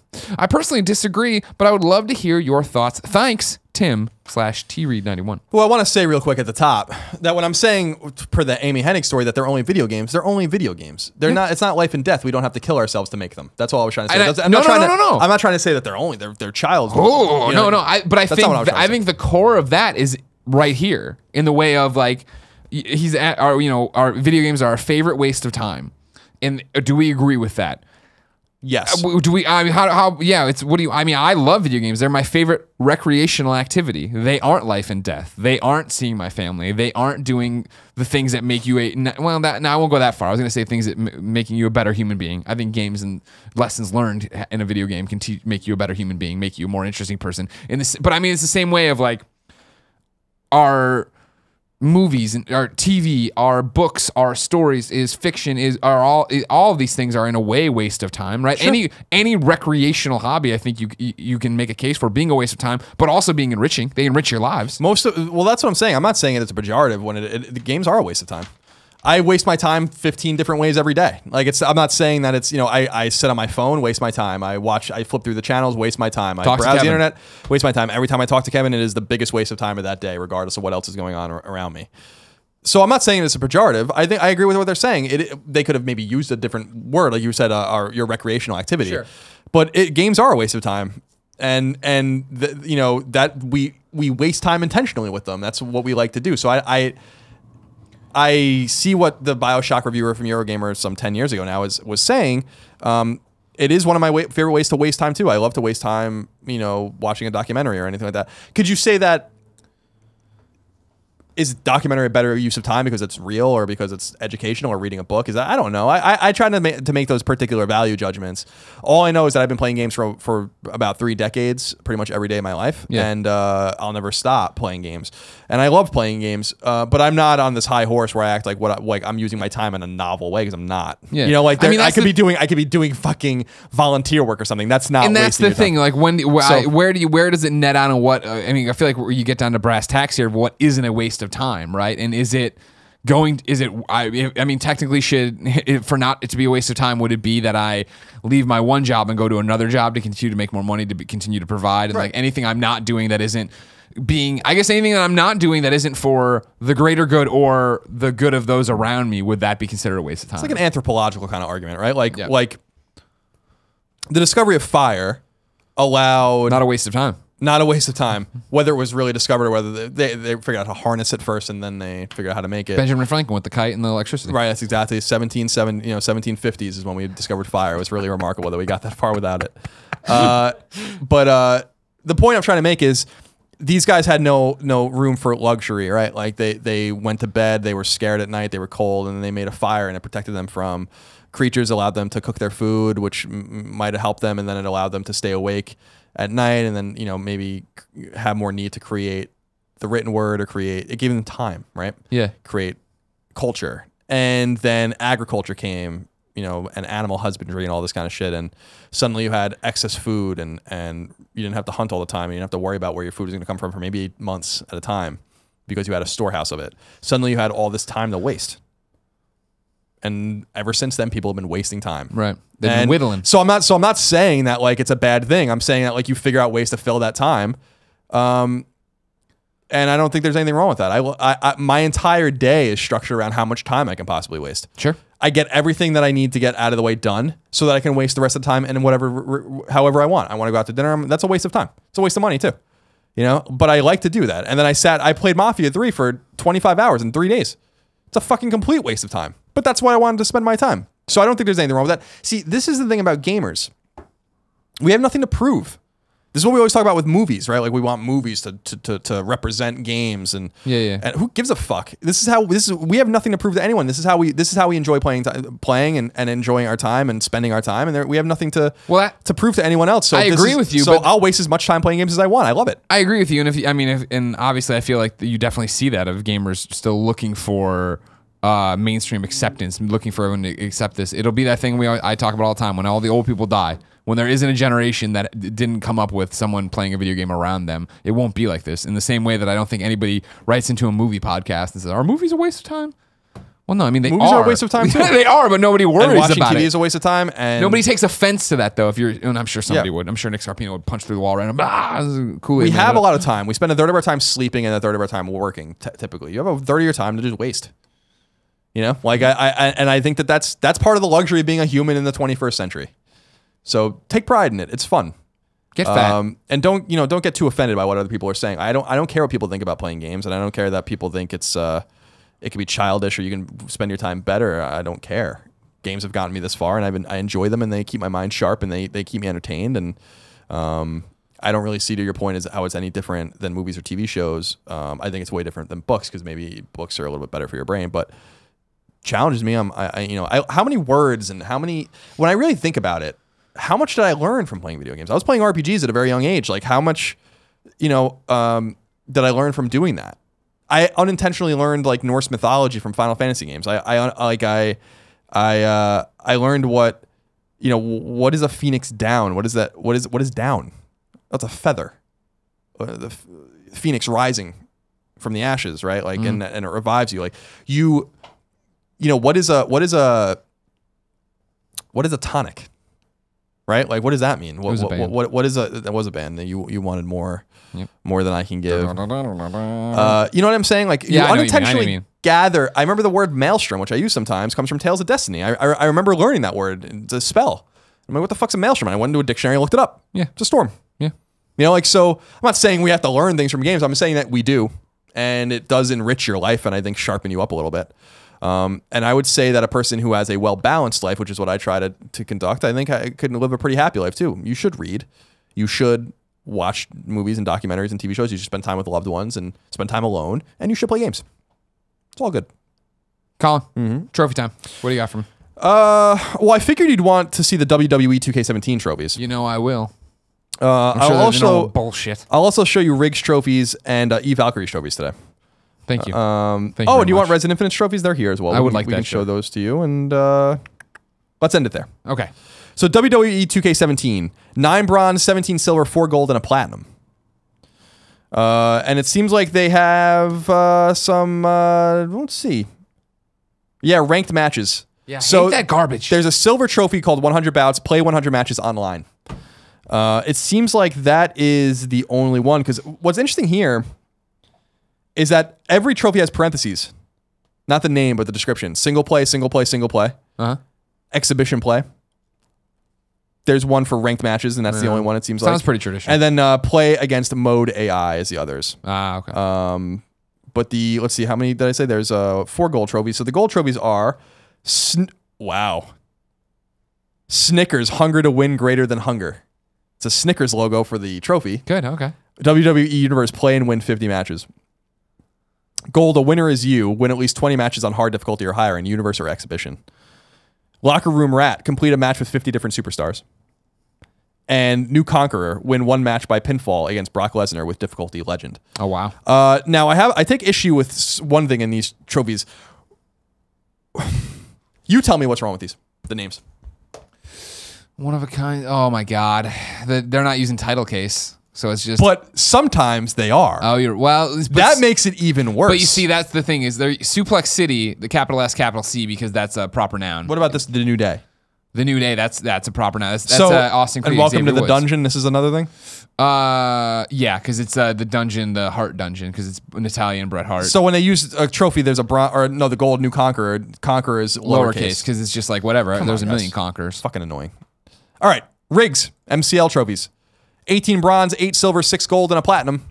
Platy pot. The golds, since there are 6, are be the champion in League 1, become an A-list celebrity, purchase all rigs, complete every trials challenge, win both the tournament and league in the same league seasons, and be promoted from Division 6. Now, I could be mistaken. You could be. Don't go. But I feel like, with a few exceptions, you could get this platinum by yourself without playing online. Okay. But I don't know if that's true or not. I just don't see an indication that many of these trophies are online, but maybe the ranking specifically would be online, etc. and so on. But, we'll wait for the trophy guide and see if that's true or not. Eve Valkyrie. Here we go. 18 bronze, 11 silver, 4 gold, and a platinum. So completed the recall mission. So there's a bunch of recall mission trophies, purchasing items, crafting ships, etc. and so on. Now, this is another one where it seems like you don't need to be online, except for there are ranks, rank 10, rank 25, and 50 for a bronze, silver, and gold, respectively. And also won a PvP battle as a squad leader. So it seems like you have to play online. The game is made to be played online. I will be playing it online, and perhaps you will find me on there. I'll be the one shooting your ass down. Your shit getting blown up. That big old Colin dash. Every once in a while, Colin comes across a game he's really good at online. The last one was The Last of Us. Sure. This is going to be one of those games. This is going to be one that you're really good at. Yes. You're making that prediction. I was born to be a fighter pilot in space. Wow. This is big words, everybody. There is a 50% chance I'll never play online at all. Sure, of course. Final one comes from Res Infinite. 4 bronze, 7 silver, 8 gold, and a platinum. So clearing areas, that's 5 of those. Clearing direct assault and other modes. Achieve the high score in lost areas, a gold trophy. Clear score attack mode 30 times. Achieve the high score in 5 areas of score attack mode is another gold. Defeat the alternate final boss of Area X with a slowdown ratio over 95%. So maybe something you'll want to do. I'm going to play it, but I don't think I'm going to get it. And anyway, that's all the trophies for now. I'll be interested to see, remember, for PSV, because a lot of you out there will be playing PlayStation VR for the first time this week. Trophies do not pop in PlayStation VR. Listen for the ding. Ding. And you have to go into the into theater mode and then go into the cross media bar and look at trophies to see what you've earned. It's annoying, but it's necessary. Speaking of Res Infinite, Greg Way, you need to watch football in your room so I can PSVR on Sunday. It's my only Sunday there.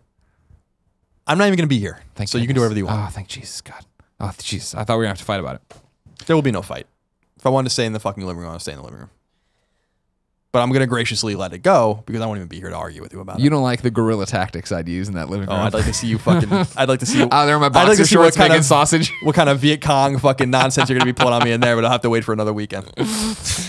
Colin, your trophy time question comes from 50 Shades of Caucasian over at kindoffunny.com/PSQ. Good news, by the way. We got our Duke Nukem 3D 20th Anniversary Edition code. Still no Eve Valkyrie, though, huh?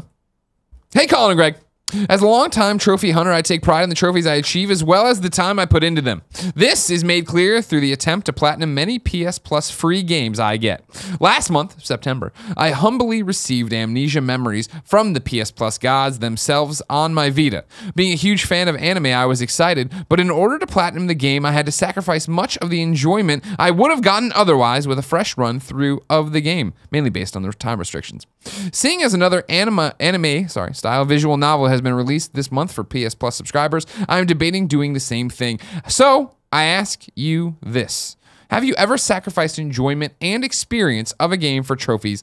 If so, what games? P.S. If you read this on the podcast, I will be listening with a friend in the car. Hey, Adrian, heart emoticon. Yes. I would say every platinum, personally. Yeah, I mean, I would say...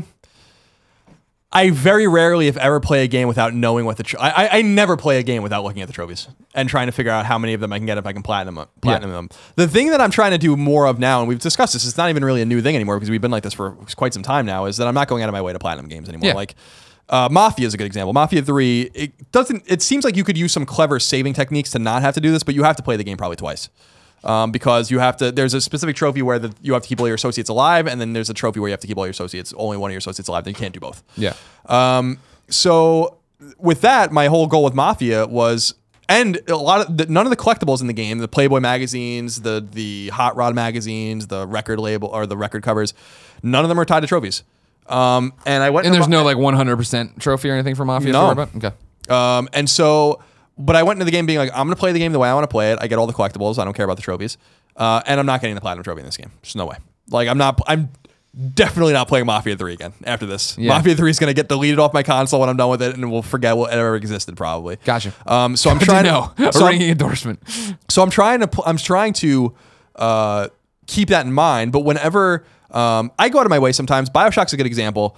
Someone mentioned BioShock before. There's a particular boss in the game that you can kill right away or kill later, and you actually, to get the platinum, have to kill later. You can only know that if you look ahead. If it's Sander Cohen specifically, and you only know that if you, and the game's really old, so I'm not sorry for spoiling it for you, frankly.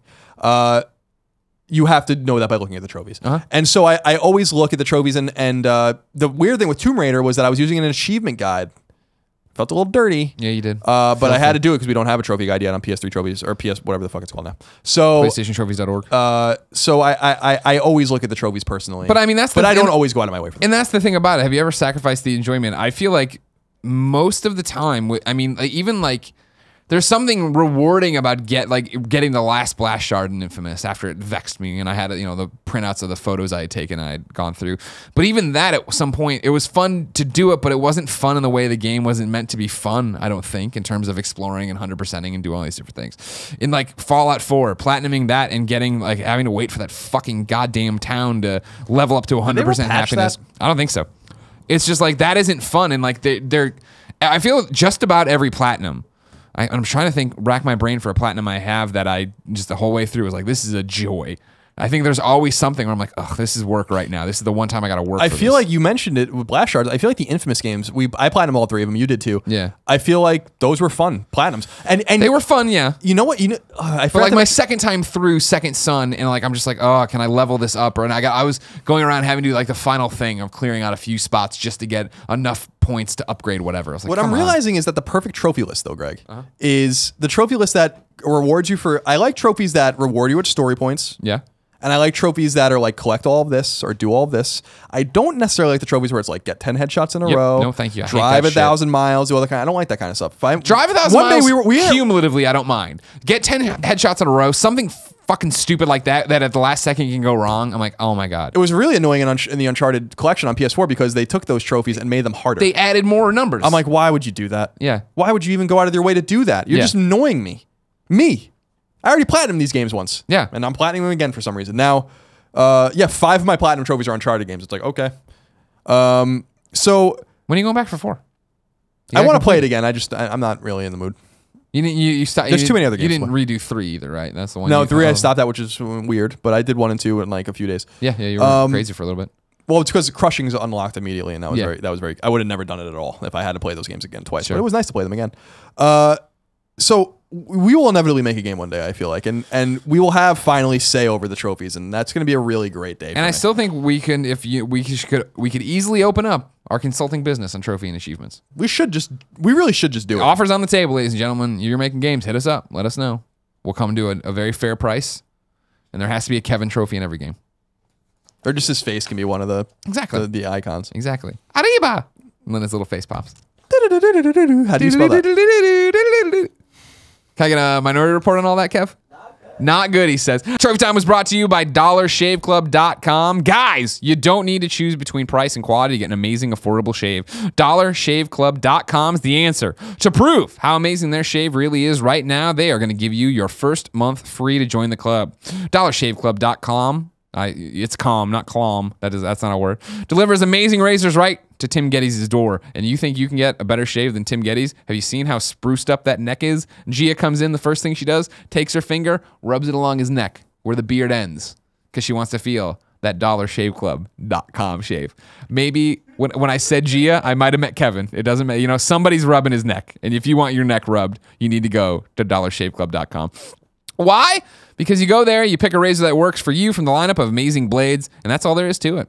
Tim uses the executive blade. He uses it with Dr. Carver's shave butter. These are all notes he's given me since he isn't here and he's not on this show. The blade just gently slides across his skin for the smoothest shave ever. This is what he wrote down for me to say. I apologize to make you think of Kevin licking his buttered face. Here's your chance to see why over 3 million members like Tim Geddes love Dollar Shave Club. Dollar Shave Club is so confident in the quality of all of their products. Now you can get your first month of the club free. Just pay shipping. After that, it's a few bucks a month. No long-term commitment, no hidden fees. There's no reason not to do it. Get yours at dollarshaveclub.com/love. That's dollarshaveclub.com/love. Colin, blow the dust off this. We are bringing out a Dear Shuhei, which we haven't done in a while. Now, this was posted to kindafunny.com/PSQ, not as a Dear Shuhei, but I feel we don't have the answers for this because we're not working on the inside of Sony. So this is just a cry for one of the things that needs to be fixed on the PSN. It comes from the Plastic Santa, a.k.a. DJ Enshrouda. Dear Colin and Greg, recently my wife and I encountered an issue with our PlayStation 4. My wife was unable to access our games that I had purchased under my PSN account. I had heard rumblings around the internet about this issue, but thought it would never happen to me. But as I contacted Sony support via chat, phone, and Twitter, it turned out to be true. My PS4, the only PS4 I've ever signed into, had been deactivated, and a different, unknown PS4 was now activated as my primary. This means no other user can play the games I had bought on my PlayStation 4. Sony's response through every medium was just to wait 6 months because of the whole deactivate via the website. I'm filling that in. He didn't. I assume that's the thing. Because you can deactivate all your PS4s or all your devices, I think, via the store website where you redeem codes, but you can only do it once every 6 months. And I'm not the only user having this problem. There's a 33-page support thread over on Sony's website documenting this with posts as recent as today. I've changed my password on the PSN multiple times now. I've done it every time Sony has account leaks, and every time they've asked me to. I apologize for the rambling, but here's my question. How can Sony not be able to have an account recovery process? It's not right that my wife cannot play games I've specifically bought for her, but have no access to her saves that she has put multiple hours into. Whether due to a glitch or someone has guessed my password and compromised my account, why can't Sony have a system set in place to fix this for the people who have spent hundreds of dollars in their digital storefront? I also hope that you reading this might put some pressure on Sony to fix this sometime soon. Love you guys. Thanks for the hard work you do, the Plastic Santa. Yeah, throw that complaint on the list, buddy. That's a weird one that I don't fully understand. Yeah, I don't get it. I'd like a lot of feedback from him. I'd like you to come back to kindafunny.com/PSQ or anybody else who's seen this. Because my thought on it, I understand the primary business. That, okay, my primary account's been somehow activated on another system. That fucking sucks. But you can log in to another PS4 and download your games and use them there as long as you're connected online. So if he reset his password, and please, I'm being legitimately honest, either in the YouTube video or over at kindafunny.com/PSQ, explain where I'm wrong on this. If your primary account, you change your password, great. This other PlayStation 4 is your primary system somewhere off in the ether and you have to wait 6 months. In that time, you should be able to log in to any other PlayStation 4, download those games and play them as long as you're connected to online. Because that was always the thing where it gets sticky, where people get really mad when PSN's down and they go in and they can't play their games. And it's like, well, if you had activated that as your primary account, it wouldn't be a big deal. That PlayStation would work regardless of if it's connected to online. So I don't understand where I'm missing the glitch. Yeah, I don't know. I feel like there's so many problems with PSN that it's like, where do you even begin? Sure. So. And that's why I want to toss one out there, is one I'm not familiar with. Usually we get a lot in here where it is, oh, do this, do that. But maybe one day we'll be able to change our names. It's only been, well, let's see, actually, in around, 10 years ago, people bought a PS3 at launch, made their name. Still can't change it 10 years later. Because you knocked it out of the park. Unbelievable. Just unfucking believable that's actually... Anyone who's okay with that, I always see things where I'm like, should have thought of a better name. It's like, shut up. It's a lesson for your life. Fucking stupid. What a stupid thing to say. You should be able to change your online ID as many times as you want. You can charge for it. I should be able to sign into PSN. You should be able to sign into PSN if you want to change your name and do it every day. Like, $10. You're not wrong. It's ridiculous. I'm just saying it's a lesson, kids, that your actions have consequences. Don't come with this. I'm a 23-year-old man, and I made a mistake back in the day. Don't make mistakes. I really do feel like it has to be rectified at some point. I agree, but I just also feel like that. How many fucking conferences are we going to predict that it's going to happen at? PSX. This year? This is the year? I don't. They better have a fucking balloon drop ready. They better make such a production out of it. They have a marching band come through. They should do that. It would be funny to make fun of the final thing. Oh, and we have one more announcement. Everybody's like, oh, fuck. It's Red Dead. It's the new Red Dead. It's going to be something from Naughty Naughty Dog. Don't do that Dog. to people. Don't be the one last thing. Do that at the beginning. Well, then you got balloons all over stage. You can't do that forever. That's true. Colin, reader mail. This is where you go to kindafunny.com/PSQ. Leave us a question, just like so many of you had. This has been an awesome show. Thanks for joining us. Colin, thank you for being on today. It's a rarity when I'm on the on the show. So no, I meant like being like on, not just being like, well, I don't know, Mayo. Z-Blug. When have I ever been on that? You never have it. Wrote in to kindafunny.com/PSQ and says, "What's up, Greg and Colin? What's that? What's up?" Oh, thank God that did. Kevin, you want to come do a what's up for him? No? Okay. Z-Blug says, "What's up, Colin and Greg? I'm the proud father of a 7-year-old daughter, but first and foremost, I'm a gamer." Don't let your wife hear that, or the daughter ever, please. These two situations can, at times, be not only conflictual, but can also cancel each other out. Conflictual? Yeah. You stick with him. Just let him roll. He's on a roll. Is that a word? No, not to my knowledge. Okay. A balancing act. I do not mean for my daughter to get hooked on gaming early on in her life. Later on, I'm totally fine with it. But let's face it, I also want to be a cool dad. I'm contemplating getting the PSVR, and I'm wondering if the headset might be a tad too big for her kind of small head. It would break my heart not to let her experience this and not allowing myself to experience her experiencing this. Is the headset adjustable for a child to use it? Z-Blug. I looked at it, and then I thought, there's got to be a warning on this, and I found that Sony says, quote, the VR headset is not for use by children under the age of 12. So no, Z-Blug, do not blind your child. That's too bad, because I was thinking of the same thing. I have 3 nephews. So I have technically 4 nephews, 2 nieces, but my one sister has 3 boys. And they're easiest to shop for because they share things. So I bought them a PS3 and then I bought them a PS4, and I was gonna buy them a PSVR unit. And then I was thinking about that. I'm like, well, they're 10, 7, and 5 or something like that. And I'm like, 10-year-old maybe can get away with it, but I want to make sure they have something that they all ubiquitously kind of enjoy. So I thought I would just buy them a PlayStation Vita instead. But there it is. I'd love to just come with 3 Vitas for them. Maybe I'll do that. Since I'm going there for Thanksgiving, so I'm giving my Freedom Wars. Yeah, we'll get them Freedom Wars. We'll get them and Criminal Girls. You're never too young for Criminal Girls. But yeah, I feel like, I'm going home for Thanksgiving. I'm going to give all my Christmas presents to everyone then, so I have to figure all that out. It's a good question to ask, though, about children using the VR unit, because I think that's a reasonable enough. Yeah, I hadn't thought through. I had not had to think about that. It's just like, yeah, when can you put one of these things on? They're saying 12. Of course, your daughter better than us, I guess, though. So if you want to wrap a towel around her head and then put that on there to beef up her little noggin. I mean, fuck it, just put on infant.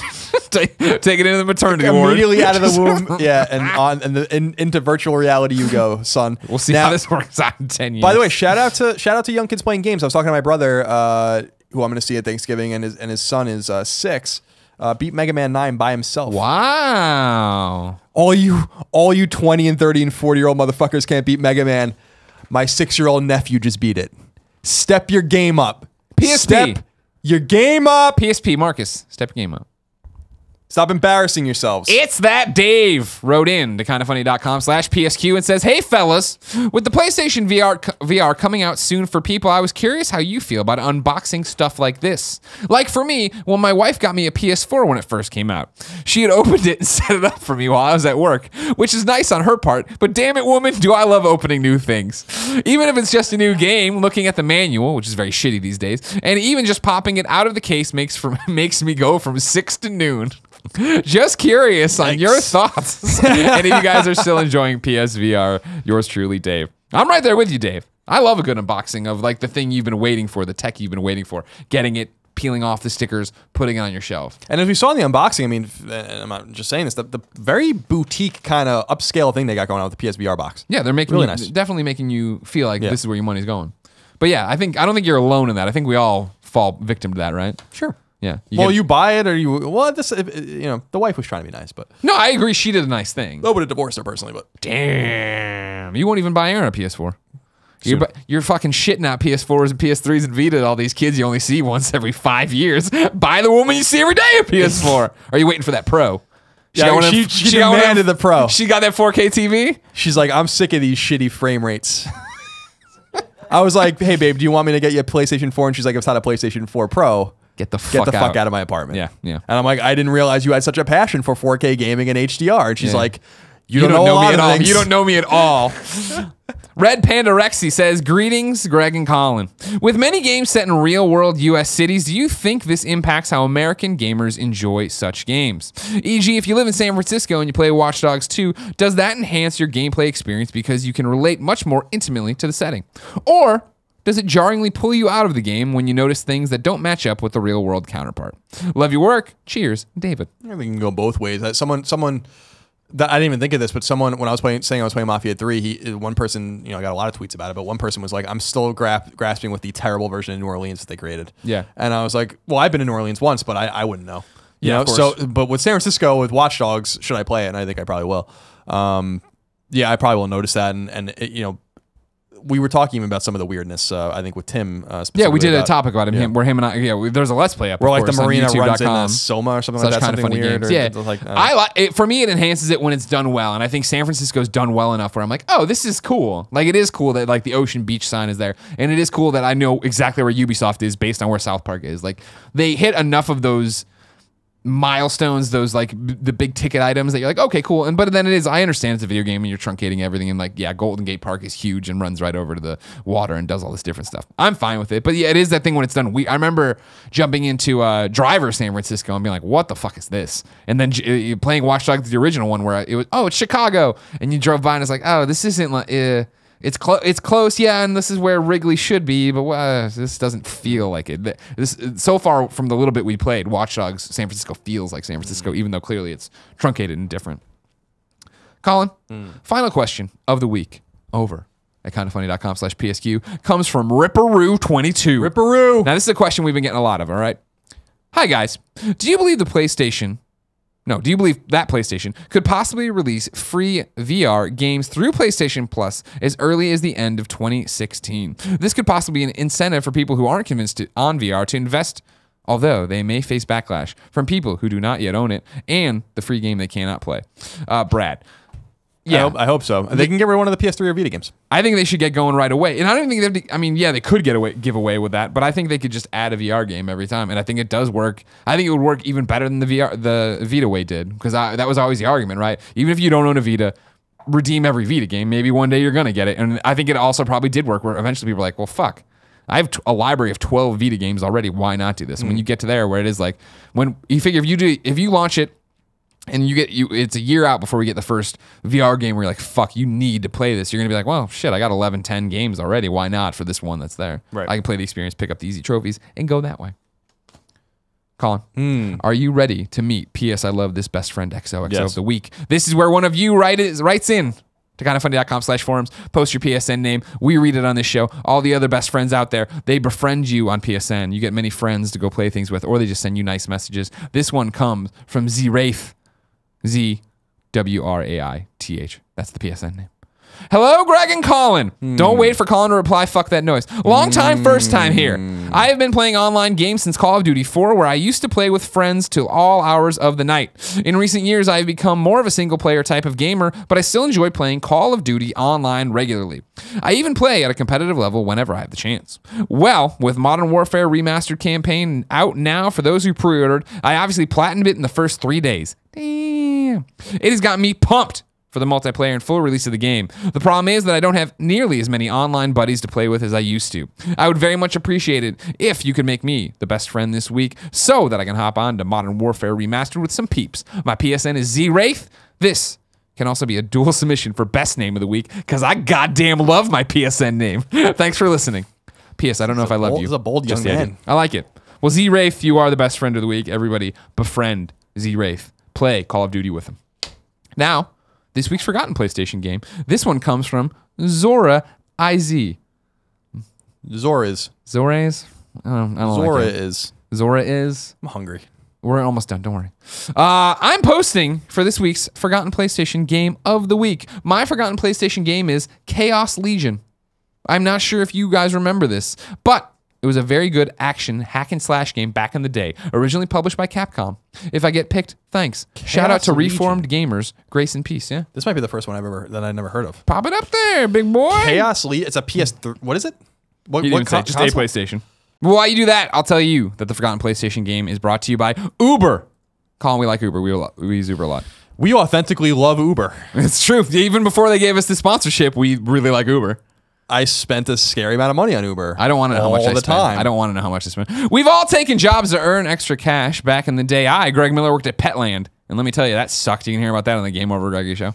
But now there's a better way and a much easier way thanks to Uber. Uber is the ultimate side hustle, they say. That's their official wording of it. Driving with Uber is a new way for you to earn extra cash whenever you want. And it's not just a job. Of course, it's whenever you want to do it. You go in there, you clock in, you take some rides, you go home, you eat a pizza. You get done eating the pizza, you want to go get more rides, you go do it. You want to play PlayStation VR? You can do that. You can do whatever the hell you want to. It's hours, you have a few hours to spare. Use that. Drive with Uber. You want to be your own boss? You can do that with Uber. And if you're driving right now, you should be, because it'd be great. And are you listening to this podcast? Why you Uber people around? That's what I want to know. People have done that. It's very interesting. I once got picked up by an Uber ride, Colin, that was listening to our own show, and it was very weird. They call that meta, Greg. They call that meta? That's what that is? Kids call that meta. Okay. It's access to instant pay. You cash out your earnings up to 5 times a day with no minimum amount required. So listen, if you enjoy earning extra cash and you want to maybe have Colin and Greg in your car one day, because it happens all the time, there's something special you'd like to buy. If you just want to be a cool dude, go ahead. Get your side hustle on. I'm putting that in quotes that you don't see. But get your side hustle on. All right? That's out there. You don't really like that verbiage? I don't like that verb. Do you like that verbiage? Side hustle? No, I don't care for it. No, okay. Sign up to drive with Uber today. Go to uber.com/drive now. That's uber.com/drive now. Uber.com/drive now. They put it in there 3 times like that. Yep. The last one has it spelled out, UBER, but I trust our listeners. We like our sponsors, right? Like we get with the Dollar Shave Club. We have all these things that are good. Yeah. Uber is one of those things where I use Uber maybe so 10 times a week at the least. So like and I've done this for years now. Yeah. And it's fucking awesome. Yeah. Like it just is. I just don't understand. I got it, and this is not part of the talking point at all. Not It's just like no. I don't understand. They lose a ton of money every quarter, so I mean they're figuring it out. But it's like I do the Uber whatever the subscription thing is now. It's like, oh yeah, how'd that work out? Dude, it's fucking awesome. No, yeah. It's awesome. Just because, like, for instance, I went downtown a little over a week ago to go to Kevin's engagement party. Yeah. There's a Giants game going on. Salesforce had this huge thing on there. There was like the Bluegrass Festival or something like that, and it inoculates me from the surge pricing, and it's just $9 flat fee anywhere within that area. So I just fucking called a cab. Saturday night at like 8, everyone's like, car out, it's $9. Nice. I'm like, all right. Uber's awesome. Awesome, and again, to be 1,000% clear, the ad is done. Now we're just talking about how much we like Uber. I was using it in Montreal. I'm using it wherever, anywhere I go. When people like Austin get rid of Uber, I get really pissed off at them. That's a really dumb thing to do. I'm not that I really am probably ever going to go back to Austin again anytime soon, but won't go back there until they have. I mean, but that's the whole thing is like, remember there's Game Over Greggy show topics about this. We should just stop. But San Francisco was awful with these horrible cab drivers that sucked, and then Uber came in and changed everything. It's great. And they put them out of business. Yeah. And last time we were in Austin, I had an Uber driver bring me to In-N-Out. Go through the drive-through, get me some food, got her a cheeseburger.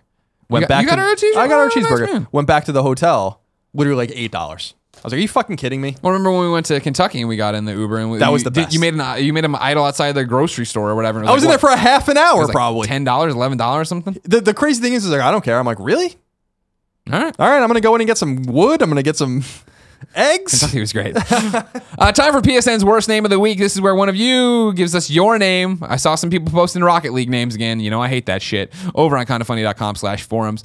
This one comes from The Project. That is not the bad PSN name. Of course, Shuhei won't let you change your name, so this is where we beg him. Hey guys, I'm pretty sure I have one of the worst PSN names. I am literally ashamed to play games online because of how bad my name is. The name, Colin, is A_dirty_black_man. a dirty black man. Stick with me because I wouldn't read it if it was just like insensitive. When I was 13, No, that's not insensitive. I was 13 when I first encountered the PlayStation Network, and we were reading To Kill a Mockingbird in English class. I was one of 2 African American kids in the class, and upon hearing the quote, "You dirty black ... in class, my teacher (parentheses) who was reading the book aloud (end parentheses) decided to have a nice long awkward breath, and the entire class turned to look at me. My response: "Hey, I'm not dirty." And the class of immature 12 and 13-year-olds erupted in laughter. I am thoroughly surprised I've made it 9 years and not lost my trophies. For the love of Shuhei Shu, please let us change our names. The Project, a.k.a. a dirty black man. No C in black. B-L-A-K. Yeah. That's a good name. I'm glad you owned it. Might have another suspension incoming. I guess. Hey, they do it to themselves. I know, but I don't... I think if I was at PSN, I saw a dirty black man come by. I mean, maybe without the context, I'd be like, "Is it? What is it? I can't." Because some people were mad that people were getting suspended because The one of the guys who got suspended, who wrote in, got suspended. Anime Tit Lover got suspended. He was all hurt and mad at us. Anime Tit Lover, you know. You knew what you were on. You write your name in, anything can happen. Anime Tit Lover and a dirty black man. Ladies and gentlemen, this is PS I Love You XOXO episode 56. It's been a doozy. Thank you for watching and or listening. Remember, PS I Love You XOXO is a product of kindoffunny.com. It keeps the mics on, so go there. Subscribe to the YouTube channels, like the other podcasts, share the other videos. What did I do wrong? Nothing. Oh, sometimes you do this thing where you look at me and I know you're about to give me the business. And you usually just rub my face with something I do. Camera's off. I can't trust you to edit things out of the podcast, so I'm gonna. Hey, you know what? If I'm gonna fuck you right over this table after this is done. Just a heads up. Just a heads up for what's happening. Uncle Jerome real sick. We're working on it. I'll keep you posted on that. It is the #1 PlayStation podcast on the internet somehow. Who the fuck? We're not editing things out. There's all these weird cuts around the ass. We read an ad and then we talk about how much we actually like the sponsor for like 20 minutes. And of course, it posts every Tuesday at 9 a.m. Pacific time. Thank you. Like it, share it. Subscribe to the channels, do all that stuff. No, you're not out yet. Don't worry. Because every episode of PS I Love You XOXO ends in a song in a segment we call Singing to Shuhei. This is where one of you talented motherfuckers goes to kindoffunny.com/PSM. You give me your MP3 and your YouTube video of your band or your own solo project. I annotate to your YouTube video if I remember to, and I put your MP3 at the end of our MP3. Today's song comes from Chris Dukerson? Chris Dorkson.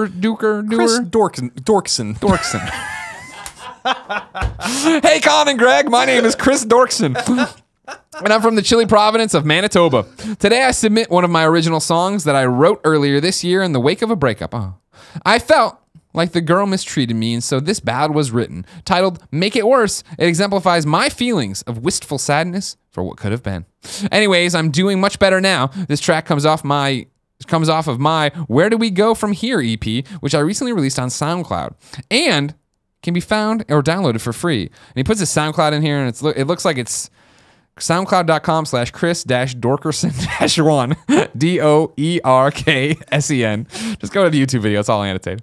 I hope you are both doing very well, and I thank you, as well as the entire KF crew, for your endless work. Much love, Chris Dorkerson. Ladies and gentlemen, this has been PS I Love You XOXO 56. This is Make It Worse. Until next time. Chris Dorkson or Dorkson? Dorksen. That's Dork. It's been our pleasure to serve you. Chris Dorkson from Manitoba.